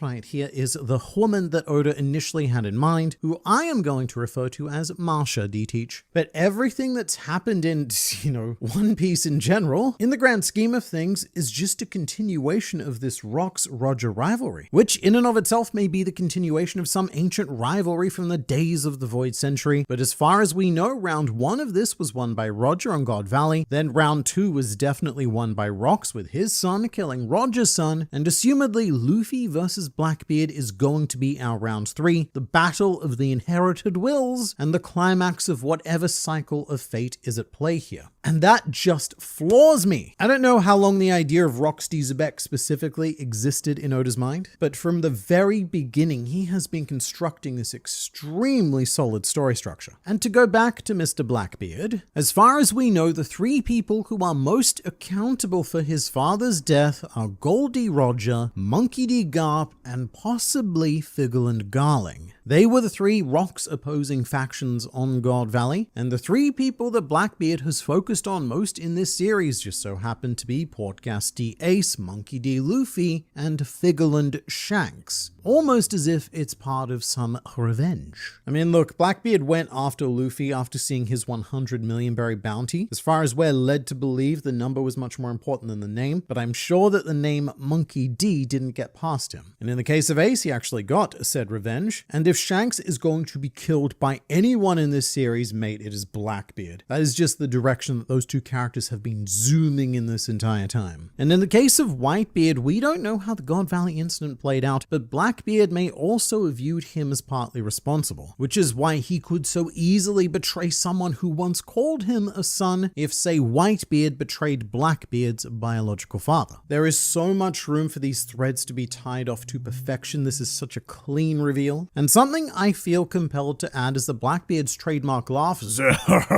is typically spelled with a Z or a Z in our English translations. However, it is entirely possible that due to the way that Japanese works, his laugh is actually supposed to be with the exact same pronunciation, but with an X instead of a Z, using the first part of Xebec's name, keeping that little reference very secret, like the linguistic equivalent of a silhouette. Eiichiro Oda is, of course, the master of silhouettes, the crafter of the lurking legends in the shadows. And with the reveal of Rocks, we are entering some pretty serious, dangerous endgame territory here, and that's because we are now almost at the end of Silhouette Piece. Now that we know what Rocks looks like, I think that Imu may be the only mysterious silhouetted character that we have remaining to explore, and that's if he's a silhouette at all. He may very well be one of these things, whatever the crap this is, like some sort of void entity. But other than Mr. Sir Imu, I can't think of anyone else that we're waiting on at the moment. We were very briefly waiting on the silhouette of Figgle and Shamrock to be revealed, but that happened like 10 chapters after we first saw it, and there is admittedly another mysterious character still to be revealed, being the man marked by flames, but we don't have a defined silhouette for him yet. So you know what this means right now. We essentially have all of the pieces, so we are ready to play the game. Oda's not actively hiding anything from us anymore, so in theory, he can just go all out with telling the story it is that he's been building towards. And one of the big meta questions that I have in this chapter in regards to Rocks is why now? Yes, we've been waiting a long time, but why specifically now? And I cannot emphasize enough just how shocked I am to see him in this chapter. I did expect Rocks to appear in this flashback, but I did not expect to actually see him, if that makes sense. Typically, Oda only reveals silhouetted characters once he's ready to fully explore them, like say Kozuki Oden. We only saw him for the first time at the beginning of his flashback, but this doesn't feel like the beginning of some sort of extended Rock story. Not that I'd be complaining if it was, but it is still very firmly planted as part of the Harold Loki story, and that is where the light bulb went off for me. We're seeing Rocks right here, right now, because we need to know just how important he is to Loki. Because in a strange and twisted way, Rocks is kind of being positioned as the flashback mentor of Loki. And at the end of this chapter, you've got Loki at his absolute lowest. He actually casts himself back into the underworld in what I believe is an attempt to take his own life, which I think is a moment in this chapter that's going to go heavily underrated, just because it's impossible to ignore the revelation of Rocks. But not only did Loki try to remove himself from the world, he did so in the exact same way that his mother saw fit, and he may even have landed in the exact same spot that Estrid tossed him as a baby. It's incredibly heartbreaking. He has tears in his demonic eyes, and just, mate, there is no hope for him in this world. All Loki wants to do in this moment is die. And as it turns out, he's such a failure of an existence that he can't even do that. Those are Loki's thoughts, not my thoughts to be clear. But then, suddenly, Loki sees the man who sparks his will to live. From what we already know, Rocks is certainly a reluctant mentor who probably wants nothing to do with Loki at all, but because rocks is such a foundational aspect of Loki's life, a silhouette would have made for some pretty weak storytelling. Because if we're going to go into Loki's perspective, then we need to see what Loki sees in rocks. His strength, his charm, his charisma, his ideas, his everything. It is all necessary to understand Loki. And just to get a bit wanky for a minute, I do think it's pretty cool that the first time that we as readers see rocks is after Loki takes off his blindfold. Almost as if that's what was obscuring our view of him. It's all very well done. And other than Rox himself, the massive reveal in this chapter is that apparently Rox Xebec killed a Marine Admiral during a reverie that took place 56 years ago. That is the Gomu number, which makes Rox one of the extremely rare historical figures to have defeated a Marine Admiral. At the moment, the company he shares is with Sakazuki, who beat Kuzan, although to be fair, he was also an Admiral. And more recently, it can be argued that Luffy defeated Kizaru on Egghead Island, but also not, and that's a whole different discussion. Now, as for who this admiral was, we have no real idea, and that is a difficulty created by the time period. 56 years ago, as it turns out, was a very landmark year for the Marines, because that was the year when Sengoku, Suru, and a certain Monkey D. Garp enlisted. They were rookie sailors 56 years ago when Rox killed this admiral. So it predates a lot of what we know about the history of the Marines, although we can potentially link these events to one man. Prior to Sengoku,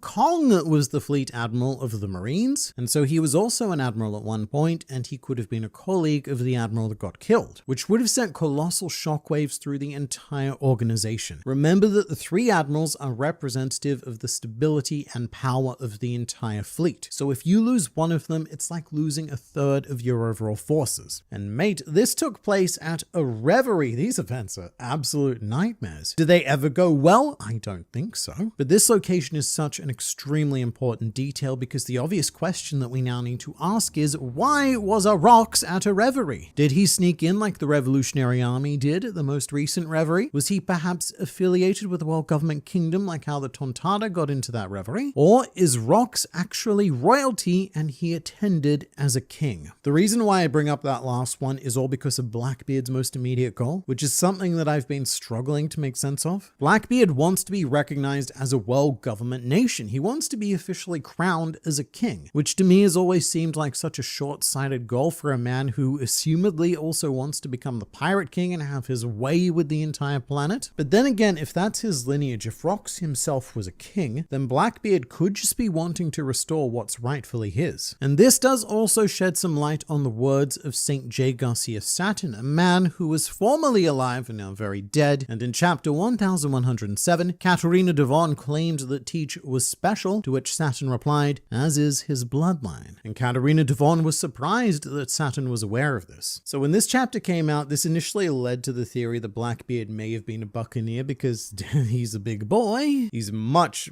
bigger than Rox is depicted, that's for sure. But it now seems very possible that Saint Satin, and by extension the rest of the Elder Stars, actually knew that Blackbeard is the son of Rox, which would make it all the more insane that they ever would have considered making him a warlord of the sea. Although to be fair to them, maybe they found out afterwards. And they do also have a history of rather successfully assimilating former enemies, as we can see through Garp, so it might have just been a piece of hubris on their part. But one unfortunate effect that this chapter may have had, though, is killing the Rox-D Buggy theory, which was a very fun and not unsound idea that Buggy could have been the son of Rox. And I didn't personally make this, but a denizen of the internet pointed out something quite interesting, which is that when you split Xebec's face down the middle, half of it looks like Blackbeard and half of it looks like Buggy. So look, I'm not gonna write Buggy off entirely here. As far as I'm aware, One Piece does not have a one-child policy, so for now, the dream remains alive. But something else I'd really like to note is the composition of the Rox pirates that we see in this chapter. It's a very interesting group of people, and it may be that this was some sort of select advance party, but I'd like to think that this, what we see here, was the full crew at this point in history. There's something about seeing Rox, Whitebeard, Shiki, and Buckingham Stussy together that gives me some real East Blue and early Grand Line nostalgia for the Straw Hats. Just a very small group of pirates adventuring around the world in the infancy of building their infamy. So let's look at the time period that this took place in, which was 48 years ago. And firstly, that is exactly 10 years before the God Valley incident. And this is actually the year where Charlotte Katakuri, Daifuku, and Oven, the second son triplets, were born, and I could be very wrong about this, but I believe that this was before Big Mom joined the Rocks Pirates. Although the absolutely wild thing about Charlotte Linlin is that no matter when she joins the Rocks Pirates, she fell pregnant several times during their journeys. And actually, 38 years ago when the God Valley incident took place, that was the year that Charlotte Montdour was born. So she may even have been pregnant during the God Valley incident itself. But one thing I can say for certain is that Kaido was not a member of the crew at this point, as 46 years ago is when the Vodka Kingdom sold Kaido to the Marines, 2 years after this chapter takes place, and that also happened to be the year where Big Mom gave birth to the Charlotte quintuplets, and then 44 years ago is when Kaido was prompted by Whitebeard to join the Rocks Pirates, which is also the year that Big Mom gave birth to Charlotte Zukoto. This woman is never not pregnant, which does make you wonder how many of the fathers may also have been Rocks Pirates members. And to jump around a bit here, having mentioned Kaido, I've got to bring Loki back up again, because Loki jumping into the underworld is extremely reminiscent of Kaido jumping from the balloon terminal Sky Island in an attempt to see if he could end his own life, which, as it turns out, he couldn't. And it makes a lot of sense that Loki possesses these same abilities, because they've both got this very, very potent dose of ancient giant DNA. And one thing that I was hoping to, but not expecting to see in this flashback was the birth of Kaido, something to tie all of this ancient giant stuff together, but he was born 59 years ago. So he does get born somewhere in the time period covered by this chapter, but it looks like we won't be addressing it. But I suppose the overall point that I was originally talking about is that this may have been the romance dawn of the Rocks Pirates. The early days of just a handful of crew members before all the other names joined, like Captain John, Ochoku, Silverax, Gil Buster, and everyone else came aboard to threaten the stability of the world. But also, one of the really trippy parts about seeing the Rocks Pirates on Elbaf is that we get more of Mr. Golden Lion Shiki, which I always appreciate. But there's a very fascinating meta interaction with having him on Elbaf, and specifically in the underworld, because that's where all of Loki's animal friends are. And I've talked about this in other videos and probably will in future videos as well, but all of these animals are designed refugees from One Piece film Strong World, the film in which Shiki was the main antagonist of. In that movie, he was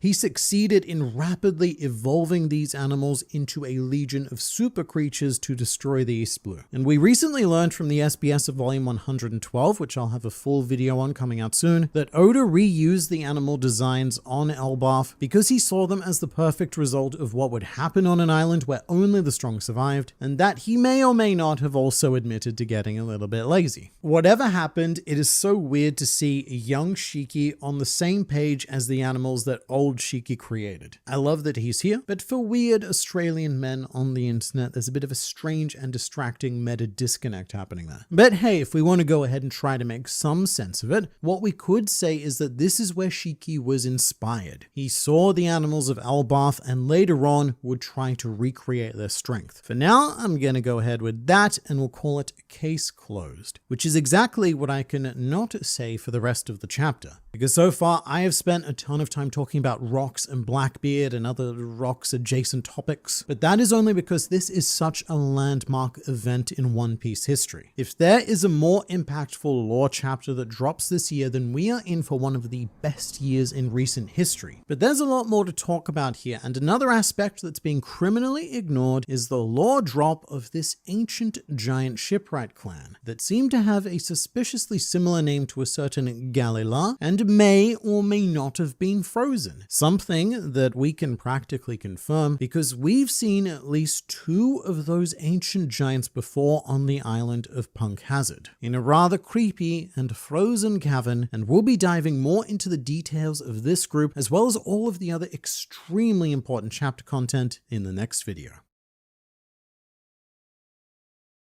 Other than Rocks, who took up the whole first video I had to make about this chapter, there was another pretty colossal lore drop that I don't know if enough people quite appreciate. As during this chapter, Mr. Jarl and Mr. Harald are having a lovely sit down when Jarl mentions a group of giants curiously called the Galera Warhammer Company. And in my last video, I referred to them as ancient giants, which is a minor speech mistake on my part. I mean, it is kind of true. What I meant was that they were an ancient group of giants. but it did also apparently contain some actual ancient giants as well. And they're all so old that Harold believes them to be a mere myth, but Jarl knows that they existed because he received a final letter from them. These seem to have been almost like giant nomads traveling the world until they were captured, that is. Over 100 warriors caught, which is insane by the way. It is no easy task to subdue 100 giants with ancient giants among them. And seemingly unrelated, I'm actually not sure, Jarl also states that there is a frozen army of giants out in there somewhere, which we know for a fictional fact does exist, and this appears to have solved one of the largest lingering mysteries of One Piece, which is what was that really weird and disturbing part of Punk Hazard where Nami, Chopper, and the kids find their way into a cavern stuffed with frozen giants, many of them wearing prisoner outfits. Many, but not all. But if you put the pieces together, this is probably Galera. They were said to be captured, makes sense since they're wearing prison outfits, and there's also said to be a frozen army, and that makes sense as well. There's like 100 dudes here. And if you look at the top right corner, there's even one particularly massive giant who fits the aesthetic qualities of an ancient giant, but also at least two of these giants are 99% the same characters that Oda showed us in silhouette in this chapter. The easiest one to identify is Big Chonko in the middle. I would bet everything in your bank account, not mine, that this is the same Big Chonko in the middle of the Punk Hazard cavern. They are identical. Now the second one is a little bit harder to spot, but I reckon that this dude in the foreground holding the hammer is also this dude doing the nothing happened pose in the frozen cavern. And after using my eyes for a little bit more, I also think that these two dudes may be the same person. So depending on how fictional science works, we might be able to unfreeze these guys in the future. And that could give us roughly 100 giants who have lived during the Void Century, or at the very least lived closer to it than Jarl did. And I really cannot overstate how much sense this makes all over the series, not just Punk Hazard, because my immediate thought was Fishman Island. And I'm now pretty convinced that it was this clan of shipwrights that built the Noah, as after Luffy's attempt to destroy the Noah to save Fishman Island, the Sea King state, the ship is falling to pieces. Can it be fixed? Can it be used? I cannot say. We will need their help to fix it. But it is a different age now.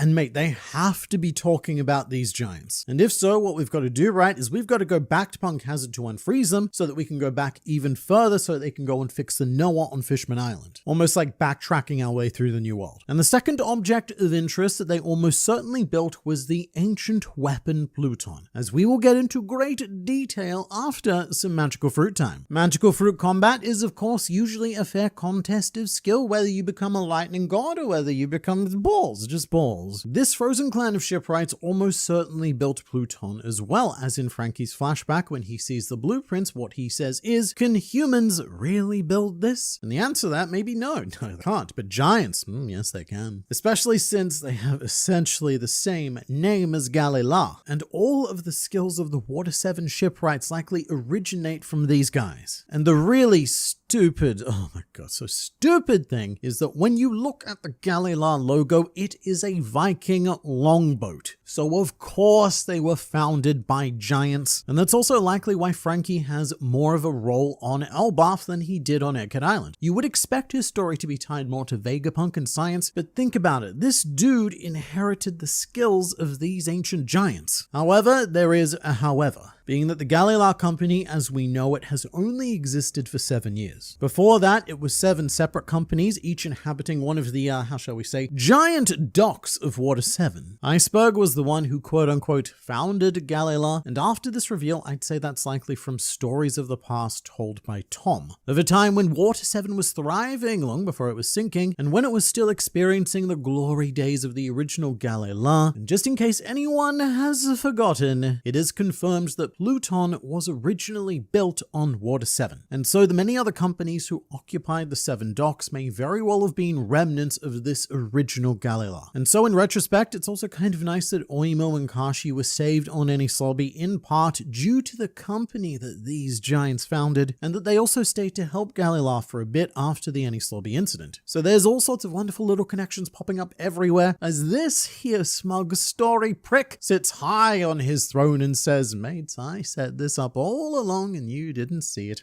Really, this could have been a whole chapter of its own. We didn't need the rocks reveal in this chapter, and at that point, it's just flexing. However, it needs to be said that there is a greater purpose to revealing this information more so than just connecting all sorts of fun dots. As in the context of this chapter, Jarl is using the story of this company and the story that I think he believes to be unrelated about a frozen giant army as a warning to Harold about how giants are viewed in the world, which is a feeling very similar to the prejudice against fishermen, buccaneers, Lunarians, and every other race that originally stood against the world government. Wise old Jarl man says that there's probably a deeper reason why relations between humans and giants haven't historically worked out, although that only goes on to emphasize the achievements of Harold in this chapter, who was able to form an incredible multinational coalition to end the famine of Elbaf, and this panel of all of the human ships arriving at Elbaf is so powerful. The idea of humans being willing to share their food to feed a civilization of giants is, think about that for a bit. Every giant requires something like 100 times the amount of food that any given human would, and for so many countries to all come together for this common cause, it is a complete antithesis of Jarl's words. And that is how I know that something real bad is about to happen. It is a flashback, and so we should expect bad things to happen, but the Harold that we see in this chapter is a man who is on the verge of opening Elbaf to the world and forever changing the relations between giants and humans. Relations that we know today are still as tenuous as they ever were. So something is going to happen to sabotage Harold's efforts. When the ships are arriving, Harold says that if these good folk are ever in a pinch, then it will be our job to return the favor to them, which could be a little bit of foreshadowing. There's one possibility, that being that the nations that helped Elbaf get into trouble, and for whatever reason, the giants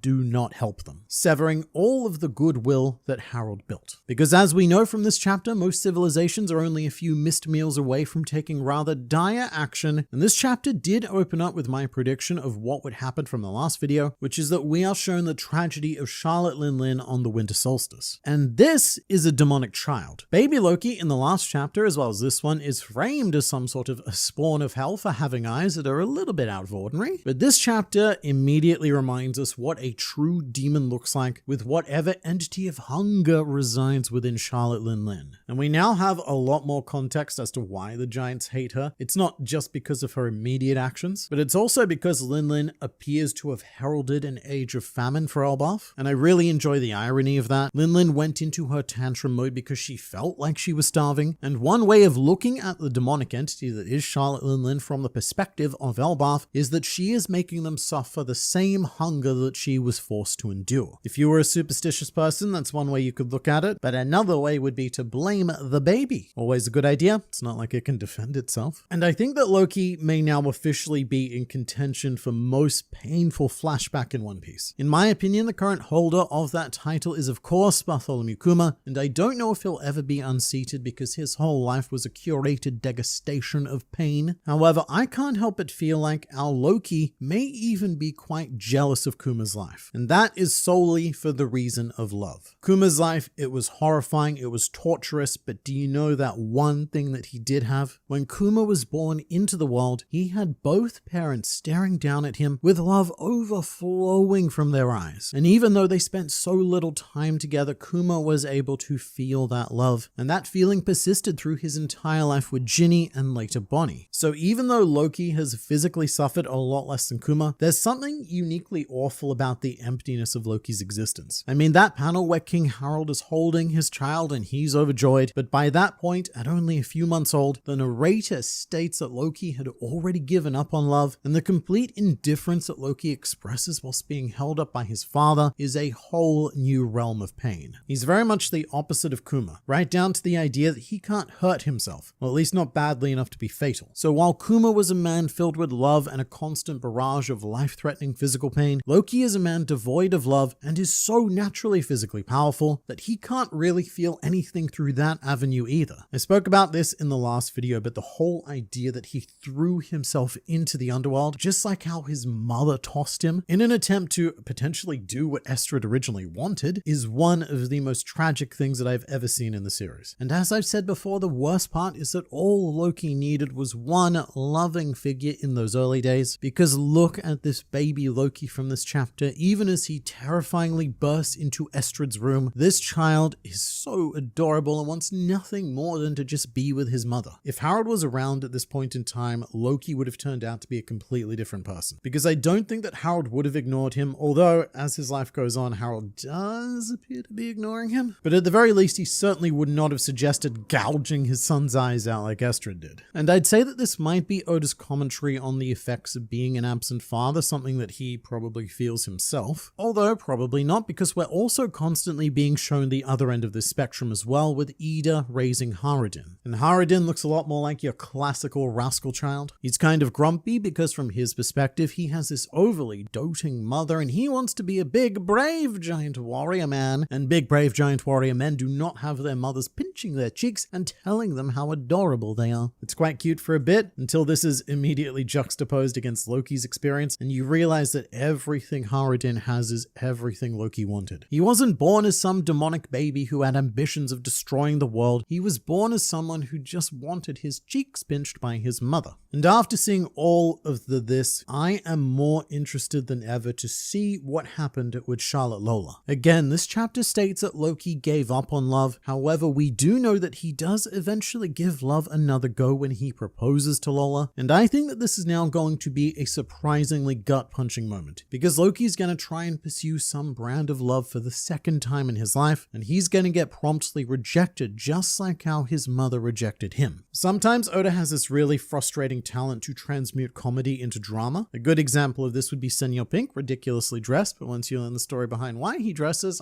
my heart. And previously, I've always viewed this Lola proposal as more of the comedy side of the spectrum, but now I almost don't want to see it, because this scene is going to crush an already very broken boy. But keeping with the dark and hurtsome feel, something that I did appreciate seeing this chapter is what I've been inquiring about throughout the whole arc, which is, where are all the prejudiced giants we keep hearing about? We've been constantly told that Haradin is considered tainted, and that Ida is viewed as this unworthy outsider, and this chapter does finally give us a bit of that reality. Because when things get desperate, it's very interesting to see just how quickly society breaks down, and blame gets assigned to those viewed as the outsiders. Because Ida is a foreigner, she's viewed as this salacious woman who seduced our pure and poor King Harold and injected turmoil into the country. And because Haradin also shares her foreign blood, he's also seen as not just a problem, but an unfortunate solution. This unnamed giant wants to sacrifice Haradin, and let's just unpack that for a bit. This giant specifically says that it was a Loki who was the one who doomed this country, but instead of wanting to kill Loki, which is also wrong, he goes for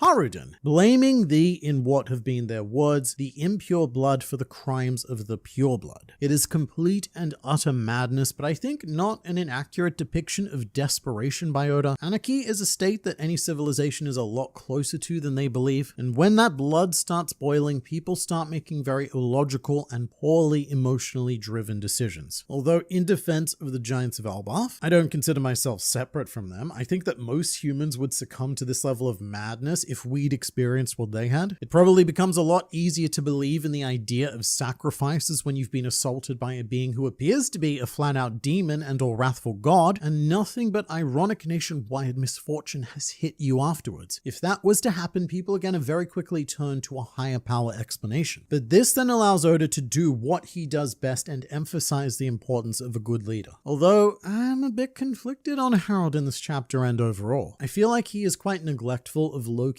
as a cost to his diplomatic dreams, which are objectively good and putting Albarth on the right path, but it's stuff like Harold not even questioning Loki's eye condition that makes me question him. I don't know, I find it a bit weird that Harold wouldn't even bother to look at the eyes of his son. He just accepts there's a condition and keeps them wrapped up. And it does hit that much harder knowing for a fact that Loki's blindfold wasn't something he chose, but something that was forced upon him. It's quite sickening. In an attempt for the giants to blind themselves from Loki's eyes, they instead blind Loki himself. But I did really like the part where Loki was beating up Haradin and Gerd started to run in to defend him. Goldberg then tries to stop her, but he gets beaten up as a result as well, because Gerd has her own little small arc playing out, which all has to do with friendship. As a child, Gerd was also good friends with Charlotte Linlin, and I think that Gerd does feel some guilt for what happened, as in chapter 1133, she says that she used to be friends with Linlin, but then she did something unforgivable to Albarth. And this could just be my reading, but it doesn't look like Gerd Gird's personally angry or upset about it. It's more that the social and cultural position of Elbaf now forbids this friendship she once had. And I think that bond is something that Gird never wants to betray again. Which is why, even if it means potentially being beaten up by Loki, Gird will jump in for her friend. And I also think that Gird may be one of the only giants on the island who does feel some sympathy for Loki, again because of the Charlotte Linlin incident. Gird has seen what happens when a child gets demonized, and in the case of Loki, yes, he's done some horrible stuff by this point as a child, but he is nowhere near on the level that Linlin was. And you can see the sympathy playing out in the modern day. Gird is quite kind to Loki while she's treating his wounds, and from her perspective, Loki isn't irredeemable as Haradin currently believes he is. When Loki fired up Ragnar, Gird pleaded with him and said, "Stop this, Loki. If you hit the children, there's no turning back. Because if he were to even accidentally harm the children, then he will have committed that Linlin level crime against Elbaf, and there will be no hope of ever reconciling." I mean, I say reconciling, that would mean to restore a relationship, but in the case of Loki, those relationships never existed. Again, bro gave up on love just a few months into his life. But even now, Gird clearly still has hope that Loki and Haradin can work out their differences and become friends and brothers and avoid Loki going down the path of Charlotte Linlin. Because this big old story of Elbaf really does seem to boil down to Loki wanting to feel like someone actually values his existence. And that someone is Luffy. From the very beginning, Luffy has potentially been the only person in this world who's ever interacted with Loki like a normal person. Luffy sees Loki for who he really is. However, we just have the rather unfortunate hurdle to jump of Luffy being the opposite of everything that Rock stood for, and that aligning with Luffy would put all of Loki's giant eggs in the big old Roger basket. But there is definitely still hope for Loki. It's gonna get a hell of a lot worse before it gets better, but I have faith that it will get better. Father of Blackbeard being in the small text caught me way off guard. I know, it's insane. You've got this absolutely colossal Rocks Xebec text, and then underneath that, there's just this teeny tiny addendum, which is Father of Blackbeard, one of the four emperors. And I've actually had a surprising amount of people in the comments section state that they actually missed this text, and that they've been very, very confused as to why I've been claiming that Rocks is Blackbeard's father, with no proof aside from the face. But something else that went a bit unnoticed even by me, is that the text also claims that Rocks is the future captain of the Rocks Pirates. So this is a group of four characters that aren't even an official crew at the moment. That's something that I very shamefully overlooked because I was too distracted by the face reveal and the words Father of Blackbeard. So there really is a lot of detail in this chapter, and it's one that you should sit down and read multiple times because you see a lot of other important things when the Rocks Blackbeard hype wears off. I'm still not 100% sold that Blackbeard isn't a clone of Rocks. If Weevil is a clone of Whitebeard, then we may have a precedent of clones being someone's son. I agree, I don't think that cloning is off the table just yet, and it never will be. I said this the moment the clones were first confirmed, but from here until the end of One Piece, the immediate answer to every question is going to be clone. But in Teach's case, it is an especially good first response due to Blackbeard's unique physical existence. He has a strange body that has yet to be explored, and that could be the result of scientific shenaniganry. Man on the internet, did you notice that while Shiki was marveling at his size and Rocks was immediately demanding answers, Whitebeard was the only one who bothered to ask Loki why he was crying? I absolutely did. Rocks and Shiki were just like, whoa, big kid. And Shiki also mentioned that he has the face of a devil. But the first thought of Father of the Century, Edward Newgate, was to ask why Loki was crying, because that's just his nature. He is a natural born father. Unfortunately, Whitebeard's appearance on Elbaf has come a few years too late for Loki, but I would love to see these two characters interact more, and also to see what exactly Rocks does that warrants him being the role model for Loki over Whitebeard. If this wasn't the start of the Rocks era and it was just, say, Whitebeard visiting Elbaf, then you would have to think that Whitebeard would adopt this boy immediately and have him become one of his sons. And I don't know how deep this flashback is going to go into the Rocks Pirates, but I've also wanted to know what it is about Rocks that compelled Whitebeard to follow him to begin with. I don't think we'll necessarily see that because Whitebeard and Rocks, they're already together, but maybe this is the point where Rocks shows us that he's not quite the pure, twisted villain that selective history remembers him as. Or alternatively, this is his opportunity to prove that if anything, all of the evil stories that we've heard about this man have been watered down. Whitebeard 100% knew that Teach was Xebec's son. Maybe that's why he even let him join the crew. So that is a question that we definitely need to ask now. It is quite possible that he did know. As after Thatch was murdered by Blackbeard and Ace asked to pursue Teach, Whitebeard said, "Ace, let it go this time. I have a bad feeling about this one." So without outright saying that Blackbeard was the son of Rocks, Whitebeard might have been trying to do a trust me bro argument because he knew what Rocks was capable of, and seeing Teach go down that same path was not something that current Ace was capable of handling. And you can definitely see Whitebeard knowing but just not caring because he did the exact same thing with Ace. So what if Teach is the spawn of Rocks? As Whitebeard said to Ace, "I don't care who your father was, we're all children of the sea." That's one explanation, but there is some evidence against it. When Roger met up with Whitebeard for the final time, Whitebeard was curious about the will of D, and he said that there was a D named Teach in his crew, which given that he's talking to Roger, if Blackbeard knew that Teach was the son of Xebec, it's a bit of a weird way of inserting him into the conversation. But it is possible that Whitebeard didn't know back then, but as Teach grew up and started looking exactly like Rocks, then Whitebeard put those elements together and was like, interesting. Or not, because as much as Whitebeard allegedly hated his time with the Rocks pirates, up until Teach murdered Thatch, he was a model son. He didn't cause any problems, he had great friendships with the rest of his brothers, and from Whitebeard's perspective, seeing that the son of Rocks could go on to become such a swell dude may even have informed his opinion about Roger's son. I don't think this was intentional, but he even put them both in the same division. They were both part of Division 2, which was also the division that Kozuki Oden was once in charge of. And the two of them even had a discussion about leadership of the second division, with Ace initially wanting to give Teach that right of seniority, but Teach insisted that Ace become the new commander because, quote, "I don't have those kinds of ambitions." Which in his defense, it's true, he didn't. His ambitions were significantly higher and much more bloodthirsty than becoming a division commander. And thinking about it, I'm pretty sure that Ace became a commander before he revealed his lineage to Whitebeard, so the fact that the son of Rocks and the son of Roger were part of the same crew on the same division is just a quirk of fate. What's interesting too is that Shiki is wearing Wano style clothes, but he is the only one, so I think he may have been from Wano. So Shiki, an endlessly fascinating character for many reasons, and one of those reasons has always been that he is very Wano coded, long before we even knew what Wano was. Remember that Shiki was a pre-time skip villain, and Strong World was the final pre-time skip One Piece movie. At the time, the assumption was just that he had a classic Japanese aesthetic because why not? One Piece is a Japanese series, and from time to time we just embrace that. However, I think his clothing in this chapter is a much more deliberate reference to Wano. I see Shiki walking in the snow with his two katana, the names of which are Oto and Kogarashi, which means Cherry 10 and Wintry Wind respectively, the latter of which being a reference to a unique climate in Japan. And I take this all in, and this dude just looks like a samurai. Stick him in a group shot with Oden's vassals and Shiki would not look out of place at all. I guess he could just be a pretty massive weeb, and because they're on Elbaf, it's not crazy to think that they've just visited Wano and Shiki's decked out with souvenirs. I'm not so sure about that though, because when the Whitebeard pirates were shipwrecked during Oden's flashback, they all seemed quite surprised that there was a Wano, that there was a civilization above the waterfall, indicating that Whitebeard himself had never been to Wano before. So Shiki might be a Wano native that they just found elsewhere, but there is a Rocks Pirates Wano connection, a very strong one. And that comes to us courtesy of Higurashi. At the time of this recording, she is suspected to have been a member of the Rocks Pirates because she used the powers of the clone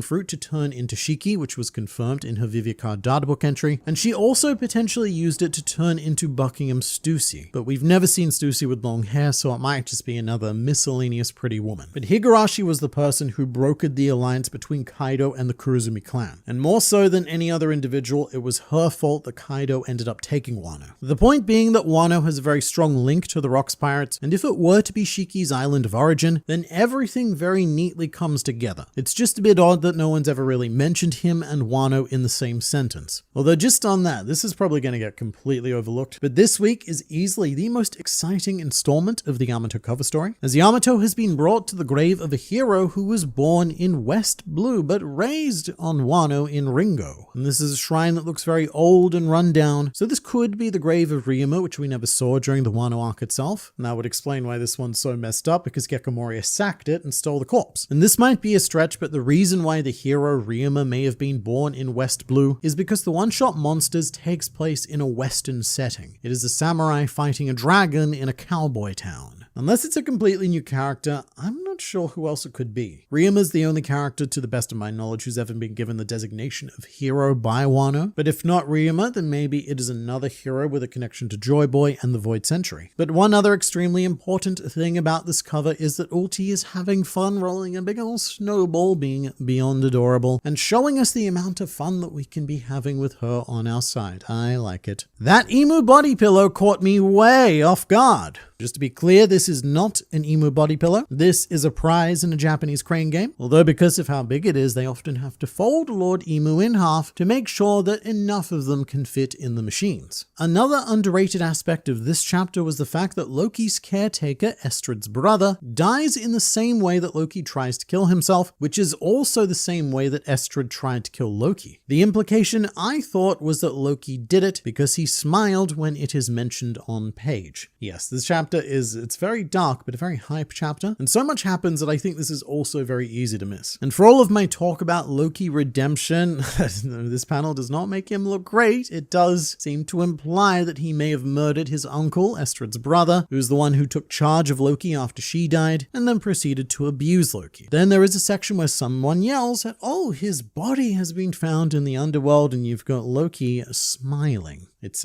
incredibly sinister. I mean, from what we saw, let's be real, the dude kind of deserved it. But the implication that Loki did it is a pretty big one. You can, and I have in the past, made the argument that the Straw Hats have killed people through collateral damage, and in some anime filler, they have legit killed other characters. But Oda tends to go out of his way to keep the hands of his good characters clean, because morally, I think it is difficult for him to reconcile with rooting for a killer. And I've said this a lot in other videos, so sorry, but it's always relevant. But that's why I believe that Igaram ended up surviving after Oda made the decision for Robin to join the crew to clean up her bloody hands. And most good characters, even in bad situations, Oda will likely find a way to keep them clean. Like Rebecca's life in the Corridor Coliseum, a venue of death, but he has her fight with an exclusively non-lethal style. And I guess this depends which way the Loki coin flips. I'm mostly in the camp that he's going to end up being a good dude at heart, like Luffy keeps telling us. But him smiling at the death of the steward does send some genuine chills down my spine, because there's a certain poeticism that implicates only Loki. Estrid tried to kill Loki by having him thrown into the underworld, so Loki may have seen it as a just method to throw his uncle into the underworld as well. A bit of well-rounded justice. But if Loki does go on to actually be a good guy, then this is something that an SBS is probably going to explain away. Someone's going to ask the question of whether or not Loki killed his steward, and the answer will be something like, the steward. Well, you see, he had some really bad gambling debts that he didn't pay, and some real bad people took out their revenge on him. But don't feel bad about it, because he was a bad man, and it had nothing to do with Loki at all. And speaking of things that I expect to be answered in an SBS, the Marine Admiral that Rox killed will almost certainly be revealed in the SBS for this volume. He is just too prominent of a character to be left unaddressed. Like when Oda revealed that there was an original warlord who ace beat, and then had to go on and detail Hanafuda, because a missing warlord is a pretty big deal. And a mysterious missing Marine Admiral is an even bigger deal in my opinion. So I reckon that we'll have the answer to that by the end of the year, maybe even early next year.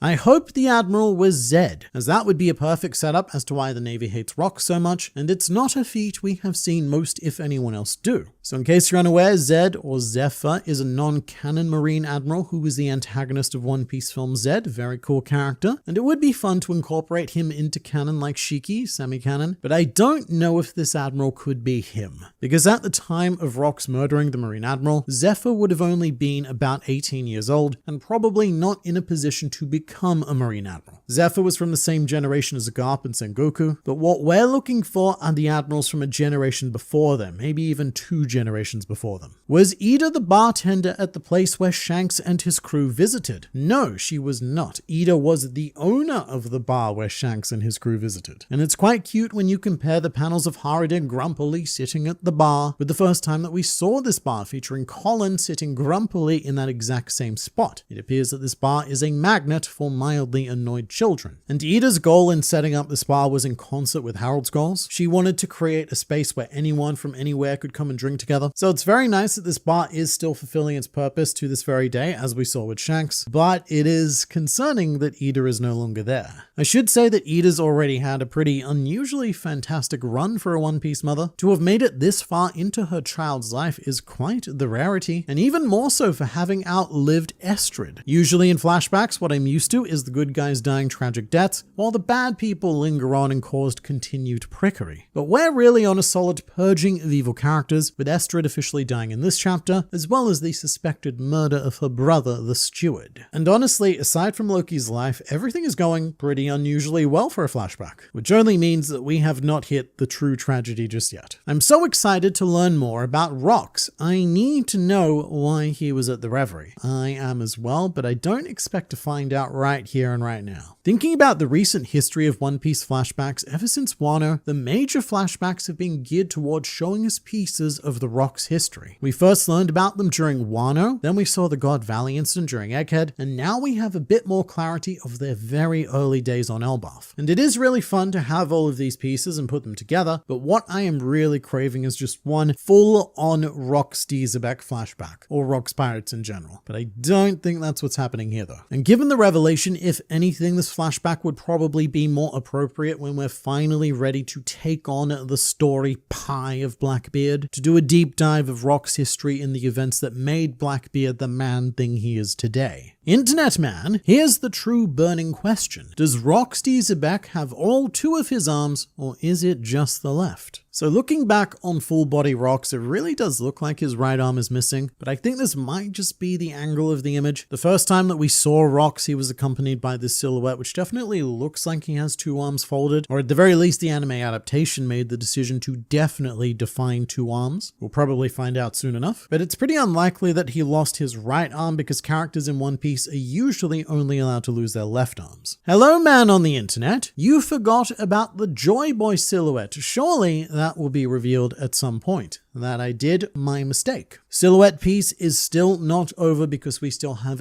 the silhouette left to see, and not just Joy Boy, but also potentially the original Nika. Both of those are separate silhouettes, but by the time we see them, I think that the countdown to the end of One Piece will have officially begun. So for now, let's just enjoy the journey and play with some rocks for a while.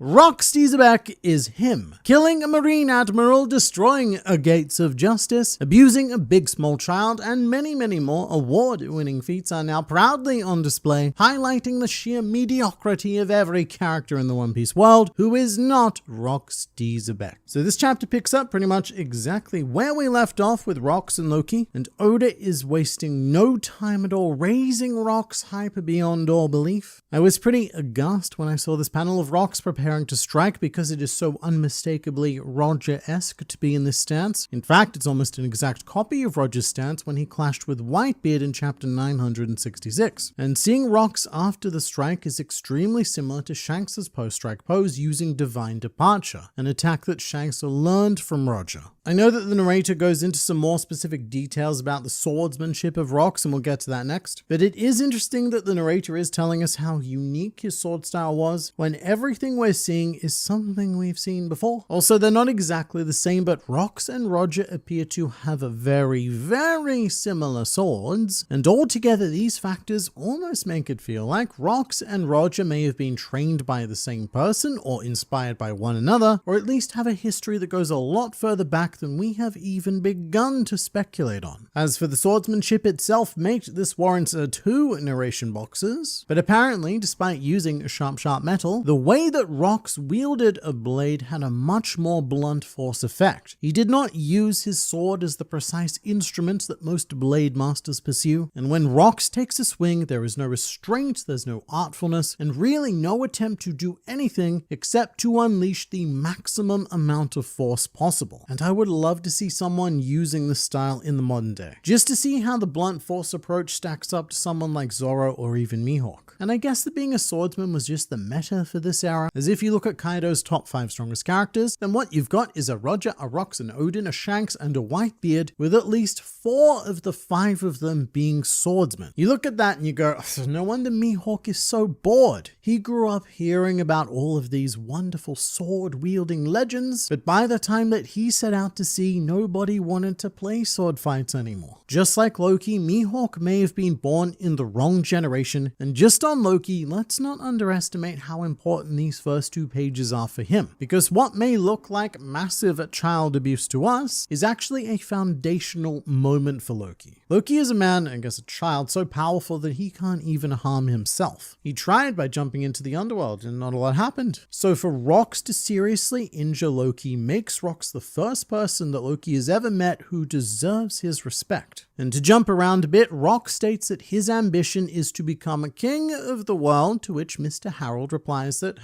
that is unreasonable, Mr. Roxer, because you are picking a fight with the entire planet. Not good. But look at that statement from Loki's perspective. The way that he sees things, the entire planet had already picked a fight with him the day that he was born, to the point where Loki thought it was hopeless and he tried to remove himself from said planet. But in that moment, in comes a hero, Rox Xebec, a man who vowed to take on the entire planet, showing Loki that the odds he was born with are not impossible to overcome. However, the pathway to doing so is to embrace destruction and to actively go against what his father Harold is working towards. And honestly, I get it. If you look at things purely from Loki's perspective, it really is incredibly difficult to see hope coming from anywhere or anyone other than Rox. Although there is one little tiny glimmer elsewhere in this chapter, which is that Harold actually does return to Elbaf after hearing that Loki was injured. Loki dismisses it, but this is the first time that one of his parents have gone out of their way to care for him. And if we're looking at influence on Loki in terms of a percentage, then right now Rox is at about 99% and Harold's influence on Loki is about 1%. And he earned that 1% by coming back when he heard his son was injured. And my thinking on this is that as the flashback goes on and or as our modern day Elbaf events play out, this ratio is going to become a lot more equal and maybe even skew in Harold's favor if it hasn't already. And look, picking a fight with the entire planet isn't something exclusive to Mr. Rox Xebec, as the Straw Hats have already done that to some extent by declaring war on the world government, so that could have some sway with Loki if and when he finds out, but admittedly it's not quite as thematically potent as what Rox was planning. Loki aside though, I think it's extremely difficult to read this chapter and not have more respect for Rox than almost any other character in the series, because we also see a flashback of the Revery where Rox met King Harold. And look, I was expecting chaos, but what I was not expecting was Rox to walk right up to Emu. This interaction, it's kind of messing with my head, because Rox makes it all the way to the flower room, which we're told is the first time that this has happened, as well as the last time that this will ever happen. So what we're seeing here, not even Luffy, the Straw Hats, or the Revolutionary Army are getting this far. Emu's going to be dealt with on the away court. But the thing that strikes me most about this scene is how weird it is for Emu to be present, but not be the commanding presence. Every time that Emu appears on page or on screen, he is the superior power. He is the one that every other character fears and respects, and the one that the readers are paying the most attention to. But when I see Rox staring him down in this room, even though Rox himself is not equipped to deal with Emu right now, he feels like the superior presence. He's the one that I'm glued to. And Emu, for the first time that I've personally experienced, feels like a side character. Especially when Rox looks Emu dead in the eyes and says that one day he'll be back. Which I can't help but feel might be setting us up for a future confrontation with Emu and Blackbeard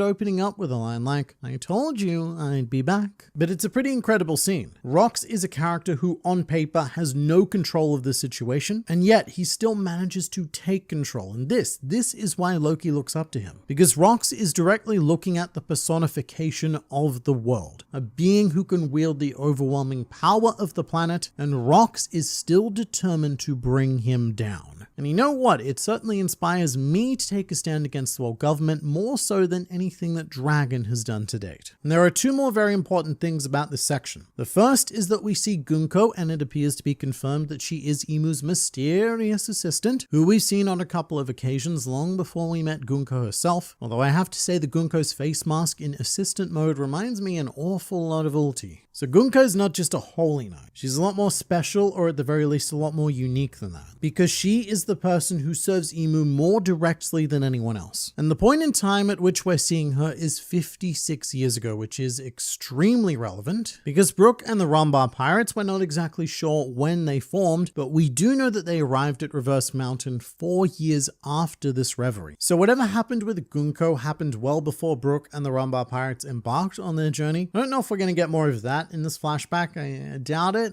But then again, I also doubted getting too much more of Rocks as well, and look where that's left me. Right now we're on the verge of turning this into a backdoor Rocks flashback. But the second important thing is a mention of Davy Jones, and I personally don't want to read too heavily into this line until we have the official translation, because I'm personally not 100% confident in the translation that we do have. But this is not the first mention of Davy Jones in the series, as he was brought up as the inspiration behind the Davy backfight on Long Ring Longland, and Oda even drew a little Davy Jones in the SBS of Volume 38. He's still a mythical figure as far as we know, but depending on the official translation of this line, we could go from mythical to more historical. But either way, Rock seems to have taken great inspiration from him. As we can tell, because this chapter confirms a long-standing theory about the Rocks pirates, which is that all of them were gathered in Davy backfights, which is the only way that you could assemble such a crazy crew of people who all hate one another. And we're even shown some of it in this chapter. And if you do look carefully at the Davy backfight section, you should be able to recognize at least two of the games they're playing. Rocks is first shown engaging in what appears to be the donut race, or a variant of boat race, which the Straw Hats did in round 1, and Rocks also did the boxing combat that Luffy engaged in with Foxy. There's also a third game being played that I don't recognize, but I'm sure that one of you brilliant people in the comments will. However, it's not all about games, because there's also a common purpose that unites the Rocks members at this early stage in their journey. And on that, we are treated to a sweet morsel of history of Hachinosu, which I must say is very similar to the origin story of Australia. It was a penal colony where pirates and other ne'er-do-wells were dumped to starve to death that formed their own society thanks to an unexpected mining discovery, which gives us a pretty compelling reason as to why Whitebeard wanted to stay with Rocks, not just for the sake of pirate game honor, but because he wanted his share of that sweet, sweet Hachinosu gold to send back to his village. Meanwhile, Buckingham Stussy probably wants her share to fund future science activities. Shiki wants it for more traditional reasons,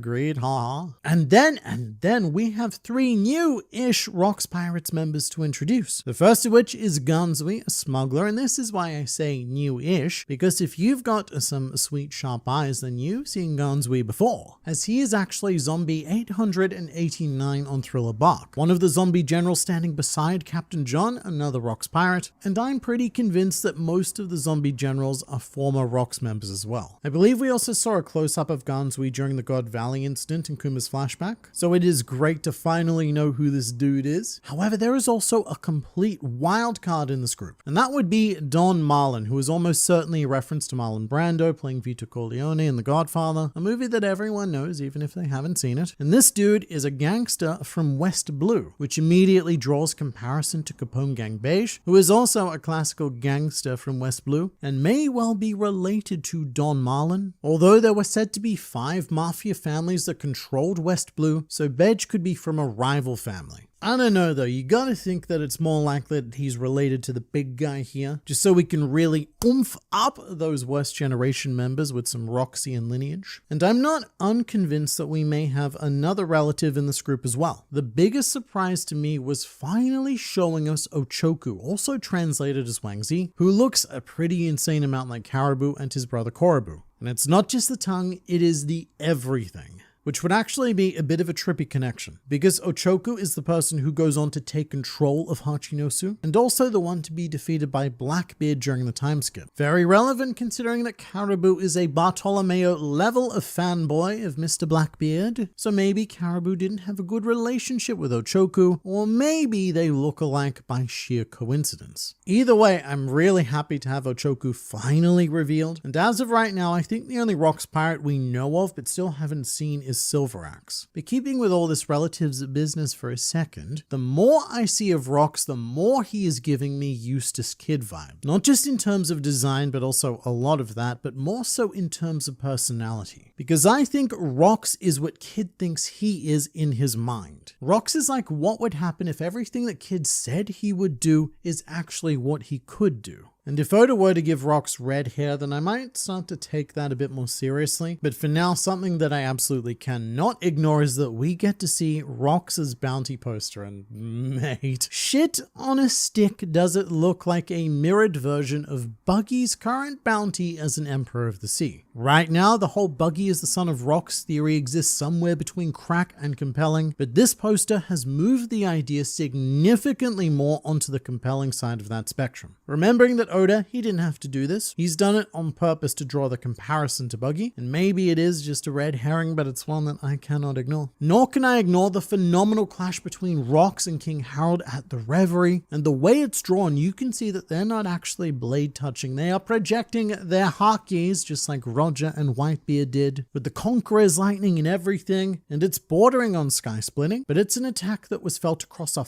5-kilometer radius. And I know that that means something to half of you watching, but for the other half, some context as to how big 5 kilometers is would be that it's about half the height of the red line from sea level. Not below sea level because it extends another 10 kilometers down to the sea floor, but 5 kilometers is an awfully long way for the ripple effects of a single clash to reach. And just before moving on with Rocks and Harold, one of the most insane things I think I've ever heard was said but not shown in this chapter, which is that allegedly Rocks, all on his own, destroyed one of the gates of justice. And if you don't remember what the gates of justice are, they are these impossibly colossal sea doors that seal off the tub current. And one does not simply destroy a gate of justice. There are maybe a handful of people in the world who could pull that off. I'm thinking maybe Sakazuki if he went full destruction mode, or perhaps either Whitebeard or Blackbeard with the Guruguru no Mi, but to anyone without a naturally apocalyptic ability, this idea is completely off the table, or so I thought. The fact that Rocks did this is more impressive than defeating an admiral, at least to me, and it is wild that Oda didn't show us any of it. But what he did show us was Rocks and Harold, which are a very thematically interesting combination, because you've got this giant with the DNA of bloodthirsty warriors actively pursuing a path of peace and diplomacy, clashing against a human who is pursuing the style of conquest and barbarism that is theoretically native to King Harold. And even the way that Rocks uses his sword, it feels like he'd be more at home using a mace, a hammer, an axe, or another more classically giant weapon. So Rocks is kind of like the devil on Harold's shoulder, tempting him to embrace that nature, and he could quite literally do that due to the size differential. But there's a line in this chapter during the dinner where Rocks said that people never change, and that bloodlust that Harold is trying to avoid, it is still within you, do not deny it. It's there, I, Rockman, can see it. And I do feel like this is a bit of foreshadowing for what's to come, as there is an event in this flashback that will explain why Harold ripped off his horns, and if he was put in a situation where Rocks' words did come to fruition, and that bloodlust takes command of Harold, then that's how I could see him coming to that complete state of rejection, as well as desperation to rid himself of his inherited bloodlust. And so there's a pretty big and pretty not so fun question mark about how Harold's story is going to end, because even after the horns have gone, it seems that we have one of two options for the day of his death. Either Rocks' words will continue to reign true and Harold will give in to violence, or Harold will completely reject that violence, and maybe that's how he ends up skewered by his guards for whatever reason, just because he didn't fight back. Although there is also a third option, probably fourth and fifth as well, but a third option, which is that Harold was controlled to do bad things similar to a dummy reversey style technique. But that is the path that I'm hoping we don't go down, because whichever way we do head, I would love for Harold to retain his agency. And we are rather blitzing through the history of the Rocks Pirates at this rate, so I do think the focus is going to switch much more firmly back to Harold, if not the next chapter than the one after, because timeline wise, we're now only 5 years away from the God Valley incident. So I'd probably expect word of what happened to Reach Albarth in the next chapter, and that may be the biggest emotional blow to Loki to date. To know that the one person he believed in was defeated by the planet, but as we know, that only inspires Loki Loki to get out there and carry on that legacy. But for now, we continue this flashback in a space that again makes me a little bit nervous, because I'm not confident which way things are gonna go for Harold. And all I know is that either way, it's not good and it's gonna hurt.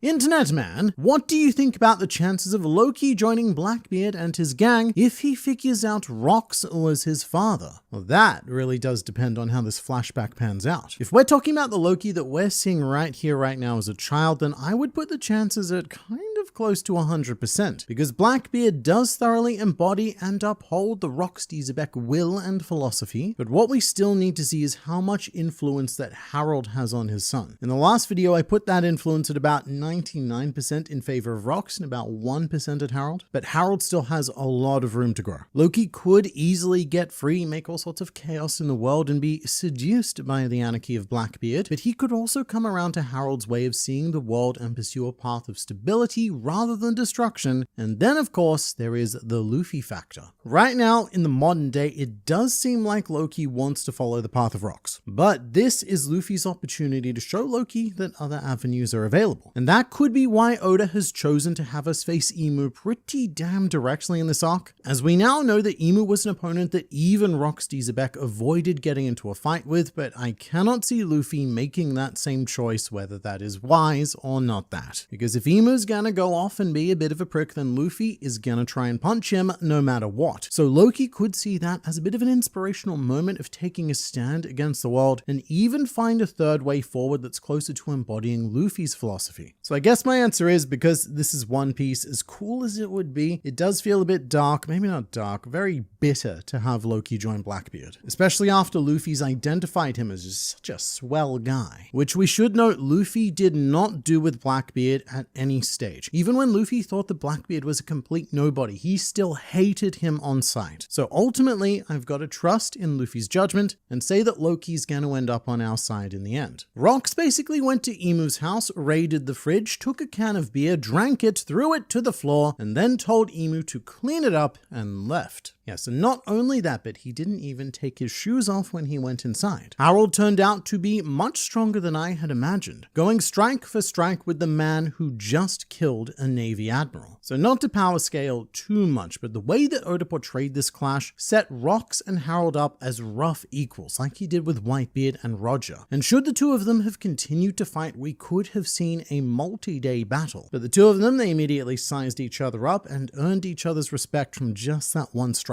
It's sort of like when you go out in public and you're wearing a one-piece shirt and you walk past someone else also wearing a one-piece shirt, and the two of you share a knowing glance of respect, bonding without a single word spoken. And I'm not sure if I should be surprised whether Harold's as powerful or not. The issue for us, and I guess the issue for him when he was younger, was that there was just no one else in existence physically capable of properly testing Harold. We had no idea how high Harold's ceiling goes, but apparently it goes to about the maximum height as outlined in the fictional pirate building code, which is actually quite a terrifying thought if Harold does lose control of that power and, as Mr. Rox predicted, give in to his ancient giant nature. Harold going berserk has the potential to end the entire nation of Elbaf, not just in terms of physical destruction, but also spiritually in all of the progress that they've now made as a society. And by proxy, this does also hype quite a bit the power of a certain Loki, who we've spent a fair bit of time with now, but we've still yet to see him in an unshackled fight. And also something I very much looked over in this chapter, so much insane stuff happens, but in addition to all of the everything, Harold jumped off the red line, which is wild. That's like a 10-kilometer drop. But this, I think, is an intentional nod to Loki, who has now survived 2 falls from the sun realm into the underworld, which may even be a similar distance from the top of the red line to sea level. We're not quite sure. All we know is that Elbaf is big. But I do like Oda acknowledging that if we're going to be all invulnerable to fall damage, then we can use it as a handy escape plan. And something else I find quite cool is that Harold was asked to join the Rox Pirates, which was Loki's dream. He even fought Rox to try and become part of his crew, but Harold flat out rejected the offer. Meanwhile, right now we have a potential offer on the table for Loki to join the Straw Hats, and Loki is giving the Harold reaction of no way, that is a stupid idea, I have other things to do. So even if Loki doesn't join the crew, it's nice to see those little historical parallels. Moments where a choice could have been made to go down a path that would have radically changed everything. I think the funniest thing that no one is mentioning is that Harold snuck into the Reverie, lol. Imagine a man the size of a mountain with horns sneaking anywhere. So yeah, it does take a little bit to buy this. The explanation we have is that one of the kings Harold made friends with snuck Harold in as one of his soldiers, and unless there was some sort of magical fruit powers involved, you would have to think that the king claimed that he just found a giant willing to be loyal to his kingdom, which is pretty risky business, because judging by how St. Charles reacted to Shirahoshi, I want to say that eventually one of the world nobles would have been pretty keen to make an ancient giant one of their slaves due to his exotic nature and ultra rare value. Harold himself says that he probably would have been imprisoned if not for the actions of Rox, but I think it could have been much worse than that. Although we should not forget the lengths that Harold went to in order to have a chance to communicate with the world government, because that is almost certainly going to come back around, as the Holy Knight seem to have known Harold personally, so at some point in this flashback the world government are likely gonna reach out to him, and Harold will be overjoyed thinking that maybe, yes, this is a diplomatic breakthrough, and then something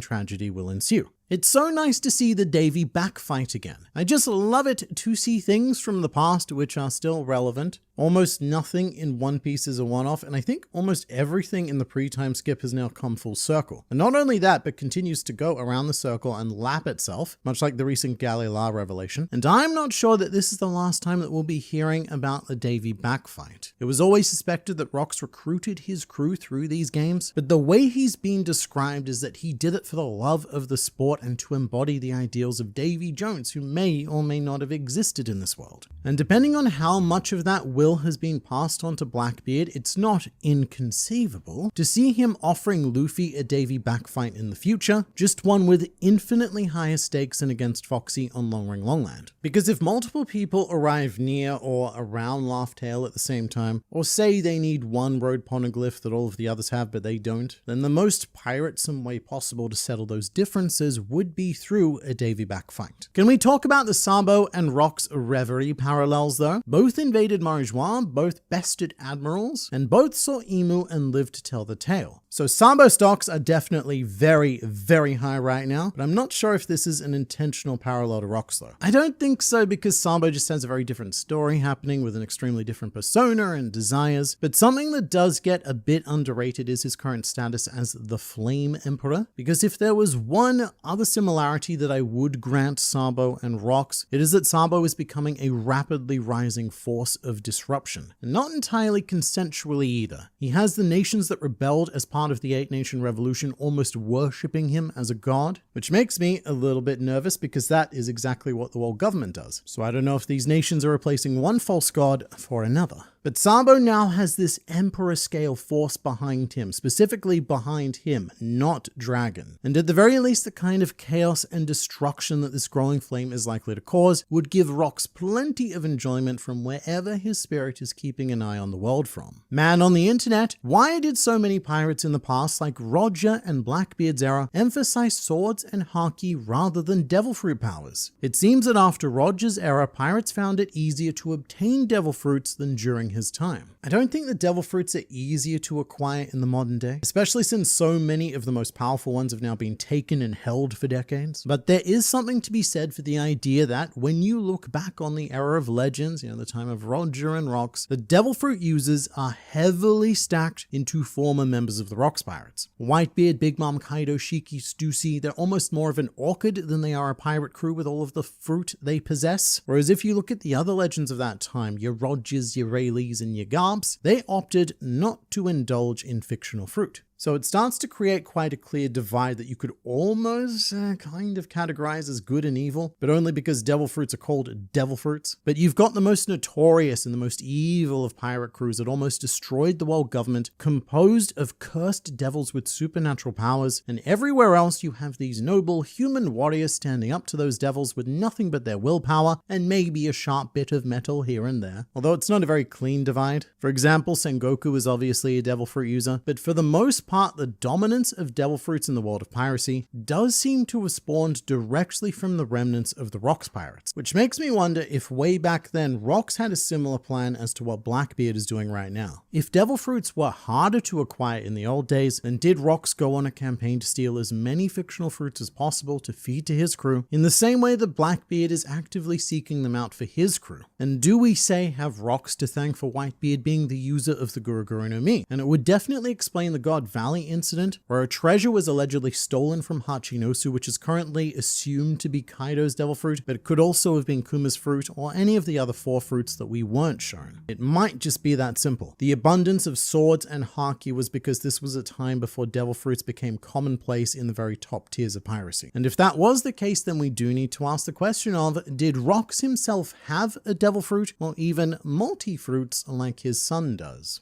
Man on the internet, you sir just got accidentally registered to my device voice print. I don't know what it heard you say that triggered it, but you are now a part of my phone. That is excellent news. Triggering devices is always fun, so you know what, let's give this a go. Hey Siri, play Never Gonna Give You Up. Internet man, how far exactly do you think this flashback is going to go? It started as a Loki backstory and now things have gone off the rails. Do you think there's a chance we might just see the God Valley incident right here and now in the next 10 to 15 chapters? I don't think so. Unless, look, there's only one way I could see it happening, which is if Harold or another relevant giant happened to be on God Valley at the time. Because this is ultimately a King Harold flashback and we're being shown the Rocks pirates mostly through his perspective, with a few liberties being taken here and there, like showing Rocks' encounter with Emu. So as soon as the Rocks pirates leave Elbaf, I feel like we lose them from our vision, and the only way to get them back would be for Harold to potentially accept Rocks' offer and take part in the God Valley incident, but that would be a pretty extreme about face from where Harold currently is as a character. Another way I could seeing us get maybe a bit more God Valley content though would be through the eyes of Scopper Gaban, or maybe Shanks retelling the incident, probably more likely the former, but both of them will arrive on Elbaf at some point in this flashback, and you know what I feel a lot more confident about seeing is Shanks versus Loki, which may even be sparked by Loki asking about the God Valley incident and not being hugely pleased with Shanks' retelling of events that he doesn't remember because he was a baby at the time. One thing I'm really liking about this Rocks flashback is how likable Rocks is being. It's so interesting how I'm seeing Rocks' personality shadow Luffy's personality just in a darker way. It is quite perplexing just how likable he is. And after these 2 chapters, I think he is a serious challenger in the next One Piece character popularity poll. He would have to land in the top 20 at the very least, which I find interesting because he's kind of a dick. Rocks is quite a brutal man and even malicious at times. You could potentially genuinely describe him as evil, but where the likability comes from, I think, is in how Rocks exercises his freedom. There is something incredibly compelling about an unbound person who goes wherever they want and does whatever they feel. Rocks is not subject to the rules and restrictions of this planet, and that is a key trait shared by Luffy and one of the things I think we all love most about him. So I don't know if this is the right way to put it, but it's pretty peak escapism. You know, me and everyone else watching this, we're all bound by certain rules and expectations of whichever society it is we happen to live in. So it becomes very compelling to follow figures who break free of those rules and expectations no matter what their motives may be. Luffy's being more pure and innocent and fun, whilst Rocks does seem to have more sinister ideas that he's using his freedom to work towards. But it's the fact that he has that freedom that makes him unbelievably compelling to follow regardless of what he does. And you know what? After getting to know Rocks a little bit more, I can see him potentially being the man that Gloriosa fell in love with and joined the Rocks pirates to pursue, because he does have a certain Luffy charm about him that we know works rather well on Empresses of Amazon Lily. Dear man on the internet, I am a big fan of your content, but unfortunately I am an American viewer and am terrified of measuring anything in a metric system. Could you tell me how much 5 kilometers is in Cyborg Frankie's? You know what? I actually can. So Frankie's post-time skip height is exactly 225 centimeters tall, which is about 7 of your feet and 5 of your inch things that you guys use. And if we were to stand Frankies on top of one another and form our very own super red line, then we would need approximately 2,222 Frankies to cover the distance of 5 kilometers. So that is how far the shockwaves of Rocks versus Harold reached. Over 2,000 Frankies. Man on the internet, how did you feel about the final episode of Kuma's flashback. So genuinely, I think it's one of the best episodes that One Piece has ever produced, which is crazy because a whole third of the episode is anime original stuff, where they reimagine Kuma's life in a very abstract and artful way, but it's done so insanely well. I highly recommend checking it out, and in fact, I highly recommend checking out the anime in general these days. After coming back from their 6-month break and changing series directors, the pacing, it's still a bit of an issue, but it's a lot less noticeable because a lot of the filler and extensions they insert actually feel like substantive content that adds to the experience rather than the sort of empty fluff that we're used to.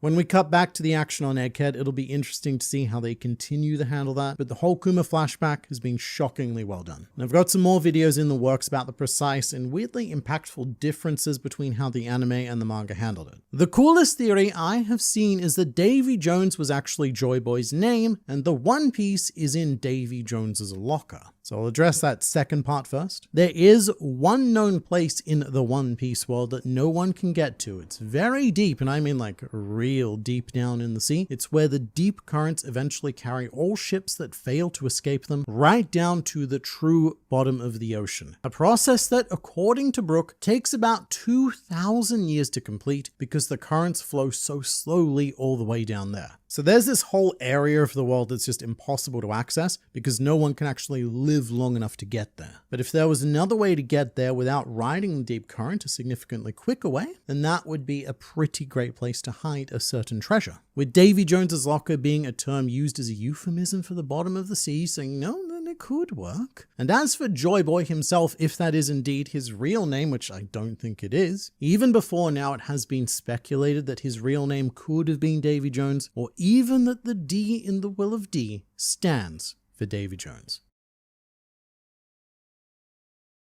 Roger versus Garp. The Pirate King defeated not by a monkey, but by a familiar idol. We've also got more new Rocks Pirates members and a sinister plan involving many frozen giants, 2 devil fruits, 1 king, and the annihilation of the world as we know it. But I will say that even for the best of us, this flashback is starting to become a little bit difficult to keep track of logistically. This started out as Loki's flashback, explaining what happened on that one very bad day, which quickly shifted into Harold's flashback, which was then commented by Rocks, and now in this chapter we had an almost full-on Kuja Pirates flashback. So we are now 4 layers deep, and I think according to Inception rules we're going to hit Limbo pretty soon. Not that I'm complaining at all, in fact I would be willing for Oda to spend the rest of the year showing us all of this stuff that we have had questions about for decades. And it's gotten to the point where there have been so many answers that these new chapters are actively ruining videos that I have in the works, some of which are ready to post, which I made thinking that we weren't going to address certain topics anytime soon, but Oda seems to have this checklist of things to screw me over by showing in Loki's flashback. With that said, I do really love the idea that Loki is somehow narrating all of this, especially the parts he wasn't there for, because in the modern day Harden's all like, bro, tell me what happened to dad. And as of this chapter, Loki is in the middle of explaining historical in-world idol groups from 4 decades ago. And speaking of, we open up this chapter in a most unexpected location, with the Kuja Pirates being led by Gloriosa. And one minor but very cool note right off the bat is their pirate ship. This is the Perfume Yuta, which is the same pirate ship that is still used by Boa Hancock to this very day. And I think that's notable because you just don't see that many ships that have been sailing for half a century in this world. They tend to have a much shorter lifespan and get either retired or destroyed, so whoever built this here vessel must have been a phenomenal shipwright. And seeing young Gloriosa again was pretty amazing, and I love that she performed a very Boa Hancock-esque monologue about her beauty and how she grows wary of physical perfection, in addition to finally solving the mystery of who Gloriosa left her throne to pursue, and that man was Roger. I feel surprisingly bad for Gloriosa here though, seeing her rejected by Roger, because it's like,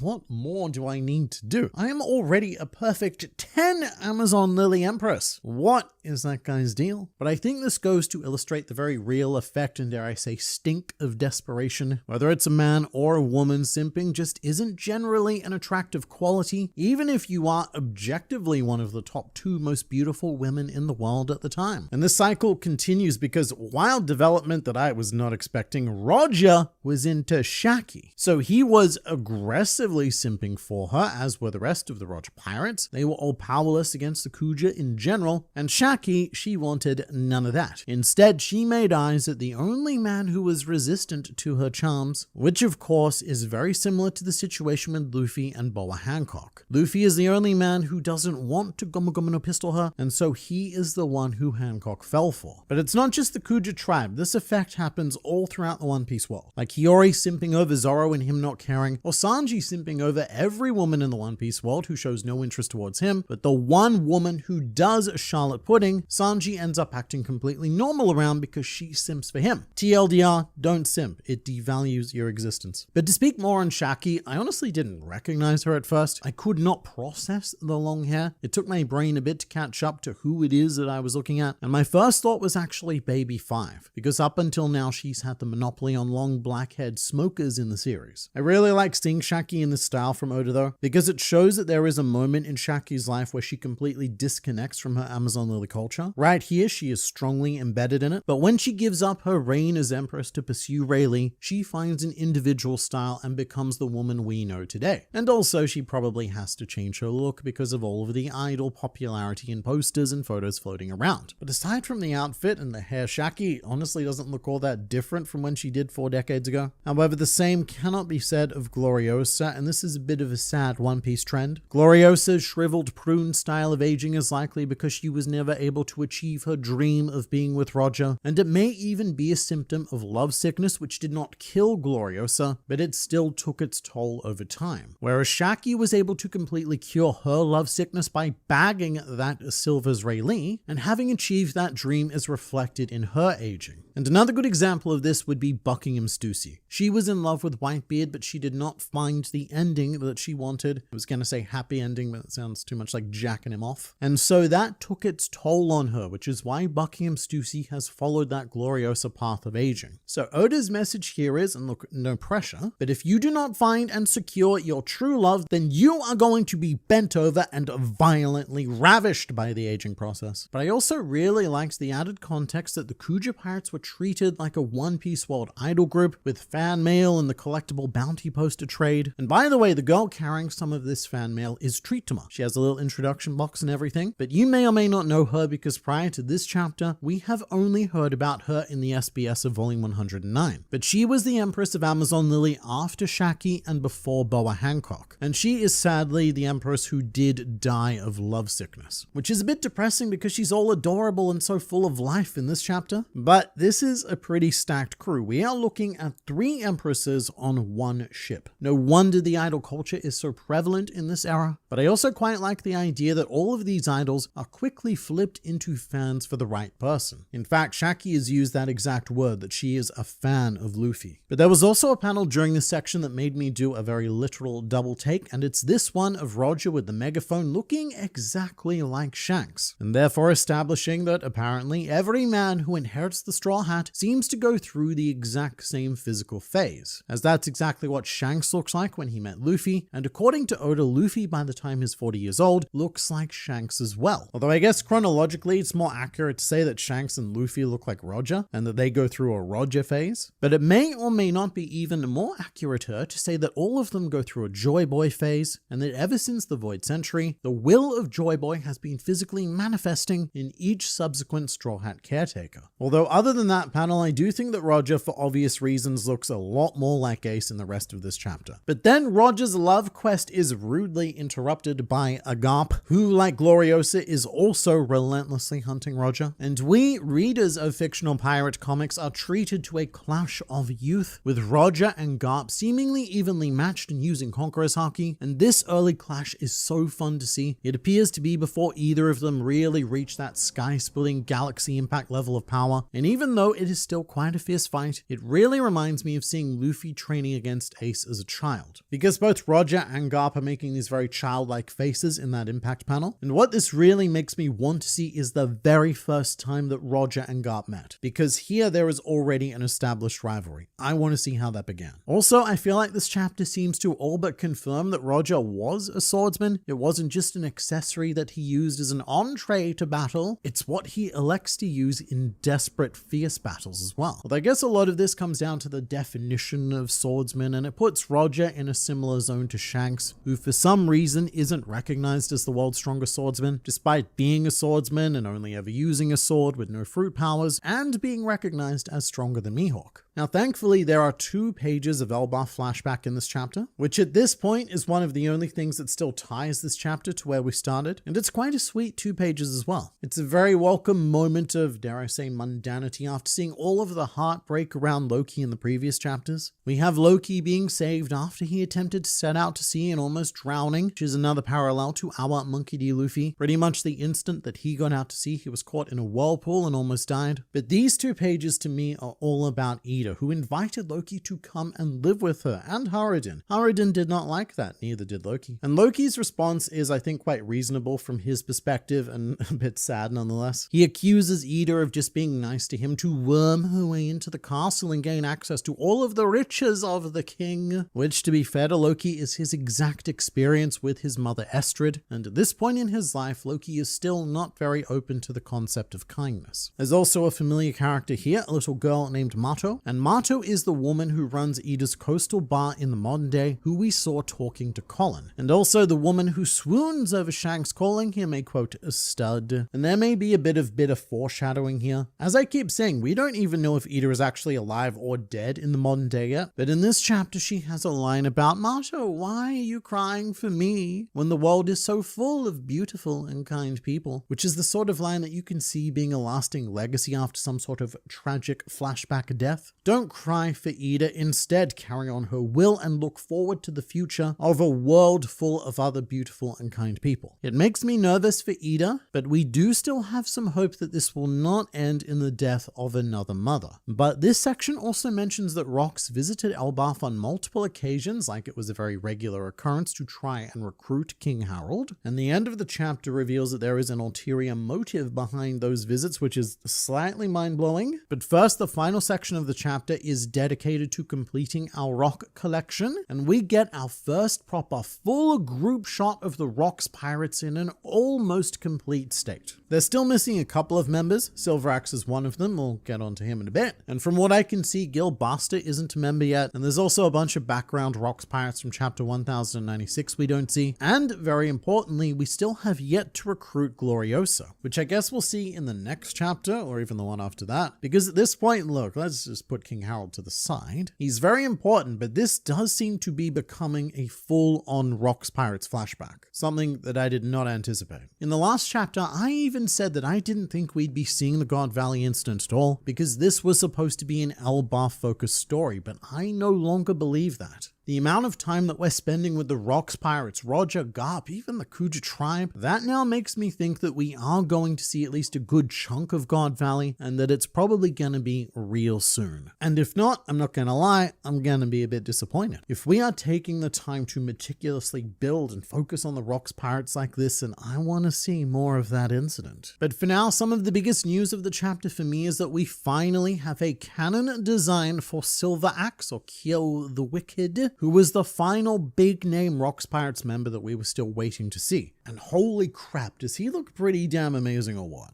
I feel like this is the design that people expected Ochoka would look like. And instead what we got was a wacky multi-chinned Carabo cosplayer, who I really hope we get to see in action at some point, because when it comes to those wackier designs, Oda can usually back them up with a lot of substance, but we do need to actually see said substance. The design for Silver Axe, it's pretty wild though. He's kind of like a fusion of elements of other cool looking series characters. The bulkiness, short hair and sunglasses remind me a lot of Zephyr from One Piece Film Z, whilst the chest tattoos are very evocative of Sakazuki and Ryukugyu, and the dark gloves are always a good touch for characters like this. It makes them instantly more intimidating, like the gloves of Charlotte Katakuri or even Bartholomew Kuma. And I love that this dude was the rival of Golden Lion Shiki. We have another gold and silver dynamic happening here, although in that case, I wouldn't want to be the silver. Kind of implies that you're lesser by default. But look, if I'm not mistaken, Silver Axe also looks like he's from Wano. He's got that iconic samurai aesthetic, and in the current translation, he's labeled as a hitman, and I'm interested to see the official translation because I've also seen this translated as Yakuza. And it would make a lot of sense if he was one, because the other known Yakuza of Wano do dress quite similarly to Silver Axe, Hyogoro specifically, and given that Hyogoro is 70 years old, he may have even known or fought against Silver Axe. And if so, he probably knew Shiki as well, because at this point, I'm not seeing a whole lot of answers that don't involve Shiki being from Wano. His clothes, his weapons, his fighting style, his rival, all of them seem to be from Wano, so why not him? But something else I also appreciate is Stroyson getting some panel time to himself. We've known that he was a Rocks member for quite some time, but he tends to get shoved into the background a lot, and he really shouldn't because, yeah, dude's got a wacky food power, but he's an extremely dangerous little man. Quite the unhinged psychopath. But we also have something of a new member of the Rocks Pirates with Barbell, who isn't exactly a new face, because I believe that we have seen him before in chapter 1096, although he does look strikingly different here. Firstly, he's unbelievably colossal compared to the last time we saw him. And secondly, dude now has hair. Where'd that come from? And it's not just any hair either. No, this is very special hair, as it's almost impossible to look at this and not think of the Gear 5th hair. It looks exactly like the hair that Luffy sports at his most free. However, before we jump to conclusions, the Gear 5th hairstyle should be noted it's not entirely unique. There are other characters who have had similar hair, like the aforementioned Hyogoro when he's in his big bulky form. And so I'd be able to look past that if Barbell did not have another trademark feature, which is that he's wearing the Ace-style beaded necklace. And if you're unaware, that is likely Ace's homage to Dadan, deciding to wear the same beaded necklace that she wears. And so this is where I start to go, what's happening here? Because Barbell has an iconic feature of both Ace and Luffy. All he really needs is a funky stovepipe hat, or a pipe, just a pipe in general, and he will have something representing all three brothers. And it's probably nothing, I doubt that he has any connection to Luffy or Ace, but you cannot give him those two iconic features and not have my mind go straight to that. Also, this is a really weird connection that probably isn't a connection, but there is this dude on Hachinosu who I swear looks like this guy from the Blue Jam Pirates who we saw in the post-war flashback. He doesn't look exactly the same, but he looks similar enough to ping my memory, which has an astounding capacity to store any and all useless information and is not good for much else. It's probably not the same guy, but what I think is happening here is some accidental repetition from Oda. He's so good at coming up with all of these unique designs, but on this occasion, I think he's accidentally used the same unique design again, which makes it not unique. Not to be outdone by his crew though, Rocks has yet another incredible moment, which is the creation of the skull of Hachinosu. We see Rocks blasting the eye holes like he's playing Minecraft on creative mode, and I love the lore that he is the one who created the skull. It's as if he gave birth to modern piracy itself, and it makes it all the more meaningful that Blackbeard now has command of the island that his father seems to have at least partially, literally built. And it was also just so damn cool seeing the silhouettes of the Rocks pirates hanging out in one of the eye holes looking down on the island. It reminds me of that sort of raw aura farming that the Akatsuki gatherings would be like in Naruto, or like the Phantom Troop sitting in their dark, rocky hideout in York New City. But we're getting more specific pieces of Rocks' plan here. Firstly, he needs to acquire not just one, but 2 magical fruits. He also needs to revive the frozen Galera giants who we know are on Punk Hazard. And most surprisingly of all, King Harold is the key to all of this. This is taking me back to the days of Kozuki Oden's flashback and how over a handful of chapters, he very suddenly became one of the most important characters to have ever lived in the One Piece world, and the same thing is happening here for Harold. This man is becoming the nexus point of just about everything, because Rocks needs him not only to eat Elbaf's legendary devil fruit, because apparently it won't work for anyone but Harold, but he also needs Harold to convince the Galera giants to do what Rocks wants. And this is a frankly awkward amount of responsibility to place on a man that we know is dead. And if this was our hope of bringing down the world government, then we've got some serious issues to sort out. But that responsibility will likely get passed on to Loki, who seems to be carrying both the will of Harold combined with the admiration of Rocks and his ambition. But there are so many questions left to answer here. One massive one being that we know one devil fruit that Rocks needed, which allegedly Loki has already eaten in the modern day, but what was the second required fruit? My bet would currently be that it was one of the devil fruits that were in the chests at God Valley, the one that was called the Treasure of Hachinosu, the one that was stolen from them, the one that made them go to God Valley to begin with. And should the God Valley incident have played out differently, with the victory of the Rocks pirates, would King Harold have eventually acquiesced and become part of Rocks' plan? At the moment, I would say no, not with Harold's current trajectory of peace, but we have had a rather disturbing glimpse into Harold's future, which is our past, but it is still the future of this past. And so all I know right now is that I need that next chapter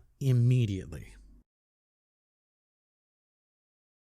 With them talking about reviving the Galera giants, Gecko Moria immediately came to mind. Perhaps there's more to the shadow fruit than we know, and maybe it could explain the reason why Moria was being held captive by Blackbeard. So I think the logic here is that there is an army of frozen giants out there, and we know that these giants are going to be integral, if not the deciding factor in the final war. So Rox needs a devil fruit that can provide him with an army of giants by inserting shadows into them and thus reviving them. I think I'd be more on board with this idea if not for two reasons though. The first is that Rox mentioned the Galera giants rather than just an army, which is relevant because Jarl himself counts those two groups as separate legends. There were the Galera giants and there's a frozen army out there somewhere. And it makes me think that what Rox needs isn't the physical power of a legion of giants, but the technical skills and expertise that the ancient Galera giants had, potentially to operate an existing ancient weapon or even to help him construct a new ancient weapon, which I guess we would call a modern weapon. But you don't get those skills if you reanimate them with Moria's fruit, because the personality and prior knowledge is mostly dictated by the shadow, not the body. But the second thing is Harold. If we were looking into Moria's devil fruit, then King Harold probably wouldn't be necessary. All you need to do is put a shadow into a corpse, and the corpse eventually obeys whoever the user of the shadow fruit is, which we even saw happen with Luffy's shadow. So if it can happen to someone with his will, it can happen to anyone. And in theory, we wouldn't need Harold at all. But we do need Harold, so I don't think it was the plan of Rox. However, I would not discount it being the current plan of Blackbeard. We're going to flag some more core differences between Teach and Xebec later on. They are very interesting people, not as similar as initially painted. But another of these differences could be how Blackbeard plans to use the giants if he does get access to them, and hence why he captured Gecko Moria instead of killing him, although Moria has since escaped from Blackbeard's delicious custody. But I do think we should keep Blackbeard in mind, because the Straw Hats are not the only ones who know where these integral giants are. It is very possible that Kuzan also knows due to his fight on Punk Hazard with Sakazuki. He could have discovered them during those 10 days, or even however many days it was that Kuzan was there recovering after losing the fight. And then there's also the wild card that is Caesar Clown. He knows that those bodies are there, and unfortunately he is a very untrustworthy place to store world-changing information. Roger must have had some crazy observation haki to know that he was going to grow a mustache and use it as his Jolly Roger.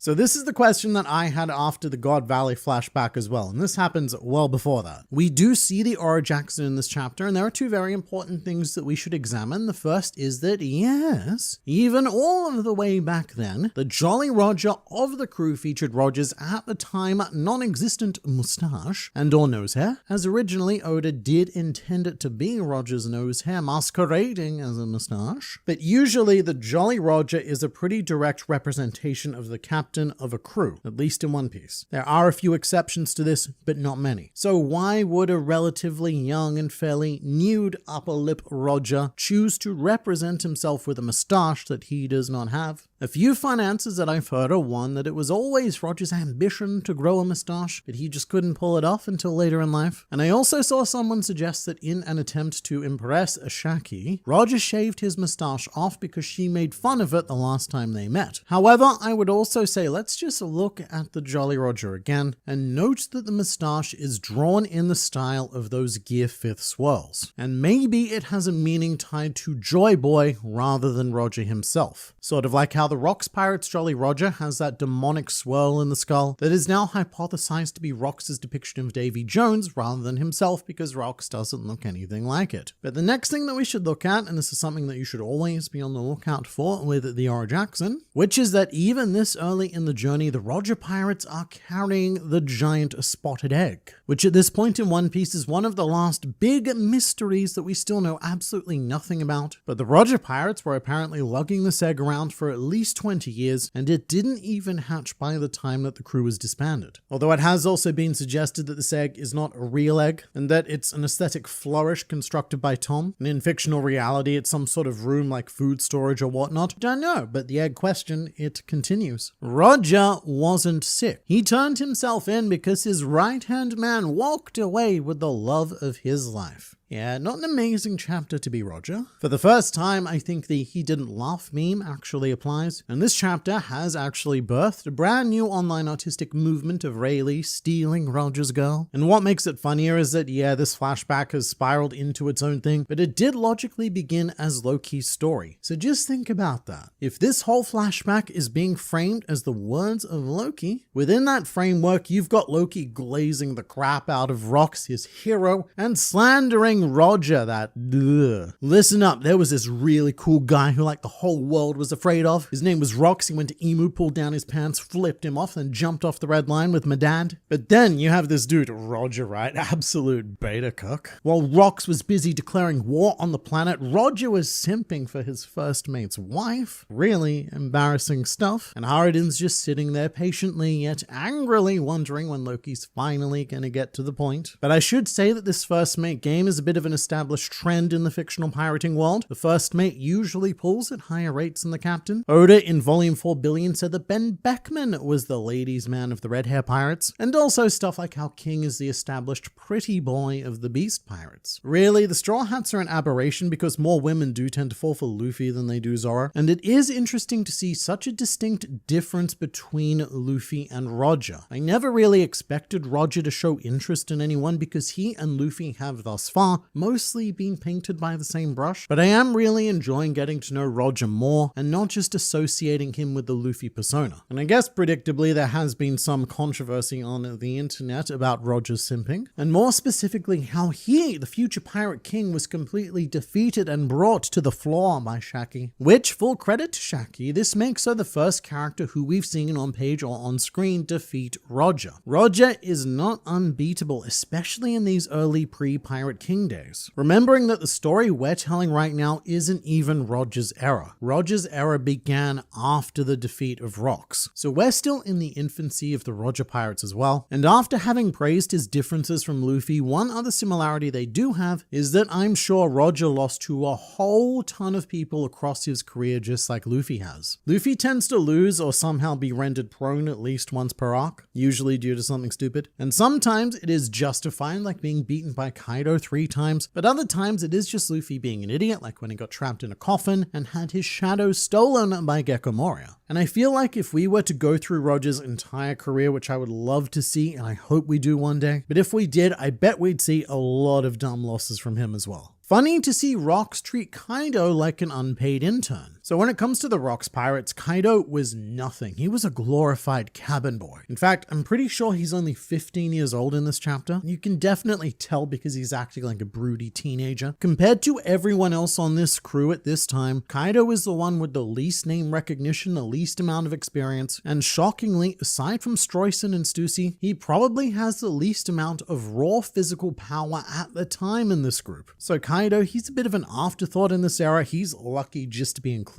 Similarly to how when we meet children during arcs, we don't spend too much time thinking about how characters like Colin are going to grow up to be the Luffys, Rogers, and Garps of the next generation following the conclusion of One Piece. And the Rox Kaido dynamic, it's very fun. It's a lot like the Luffy Shanks dynamic in chapter 1. They have this similar interaction. You know, the one when Luffy gets very angry at Shanks for not fighting back when Higama made fun of him, and Shanks teaches Luffy that not every little thing is worth fighting over. And in this chapter, Kaido suggests forcing Harold to join them via their strength powers, and then Rox, much more violently and brutally than Shanks, has to set Kaido straight with a foot to the face. And I'm not 100% sure that Kaido took this lesson on board. Maybe it has to do with the teaching methods, because he does go on to use his overwhelming power to force most people into doing what he wants, rather than going out of his way to allow them the liberty to choose, which is a very important concept when it comes to Rox. At the moment, he is very pro-freedom and even pro-friendship, which gives him that potent shot of Joy Boy charisma, and it's something that definitely sets him apart from his son Blackbeard, who likes having a good time with his crew, but he is always willing to sacrifice and use any of even his closest crew members at any given moment, and also Also, we do know that he kept slaves on Hachinosu, which is not very pro-freedom. That's a line that we still haven't seen Rocks cross yet. So as much as he positions himself as an antagonist, I don't see him as a villain yet. And actually, he's falling into the same area as my current argument for Loki, which is that every horrible thing we've heard about Loki has been hearsay from another giant, that Loki's a liar, he's a murderer, he's a sociopathic villain whose goal is to end existence as we know it. But Loki himself has yet to really do anything that would make me think any of those things, and the same is true of Rocks right now. All the worst things we know about Rocks are words from others, mostly Sengoku, who does have a bit of a bias to picture Rocks in the worst possible light. Maybe we will see those words brought to fruition, but at the moment, that's not the case. I mean, Rocks, he's definitely not a kind man, and he's not above acts like, say, beating up giant children, or giant child singular with Loki. Don't think he's done it to multiple yet. But so far, the truth of Rocks is not at all as sinister as we've been led to believe. Silveraxe seems like he had whatever devil fruit Urouge has. Look how skinny he was before the guy kicked him. Yes, that's very well spotted. Before the full reveal of the man who would become Silveraxe, we see him as a rather small and thin man, about the height of the same person that he's comfortably holding like a toy in the full reveal panel. And what's going on here does seem to be quite similar to the ability of Mad Monk Urouge. He has a still unnamed devil fruit that allows him to transform damage incurred into strength, which has the physical effect of bulking him up according to the damage he took. Urouge calls this karmic punishment, and it could very well be the same ability that Silveraxe is using in this chapter,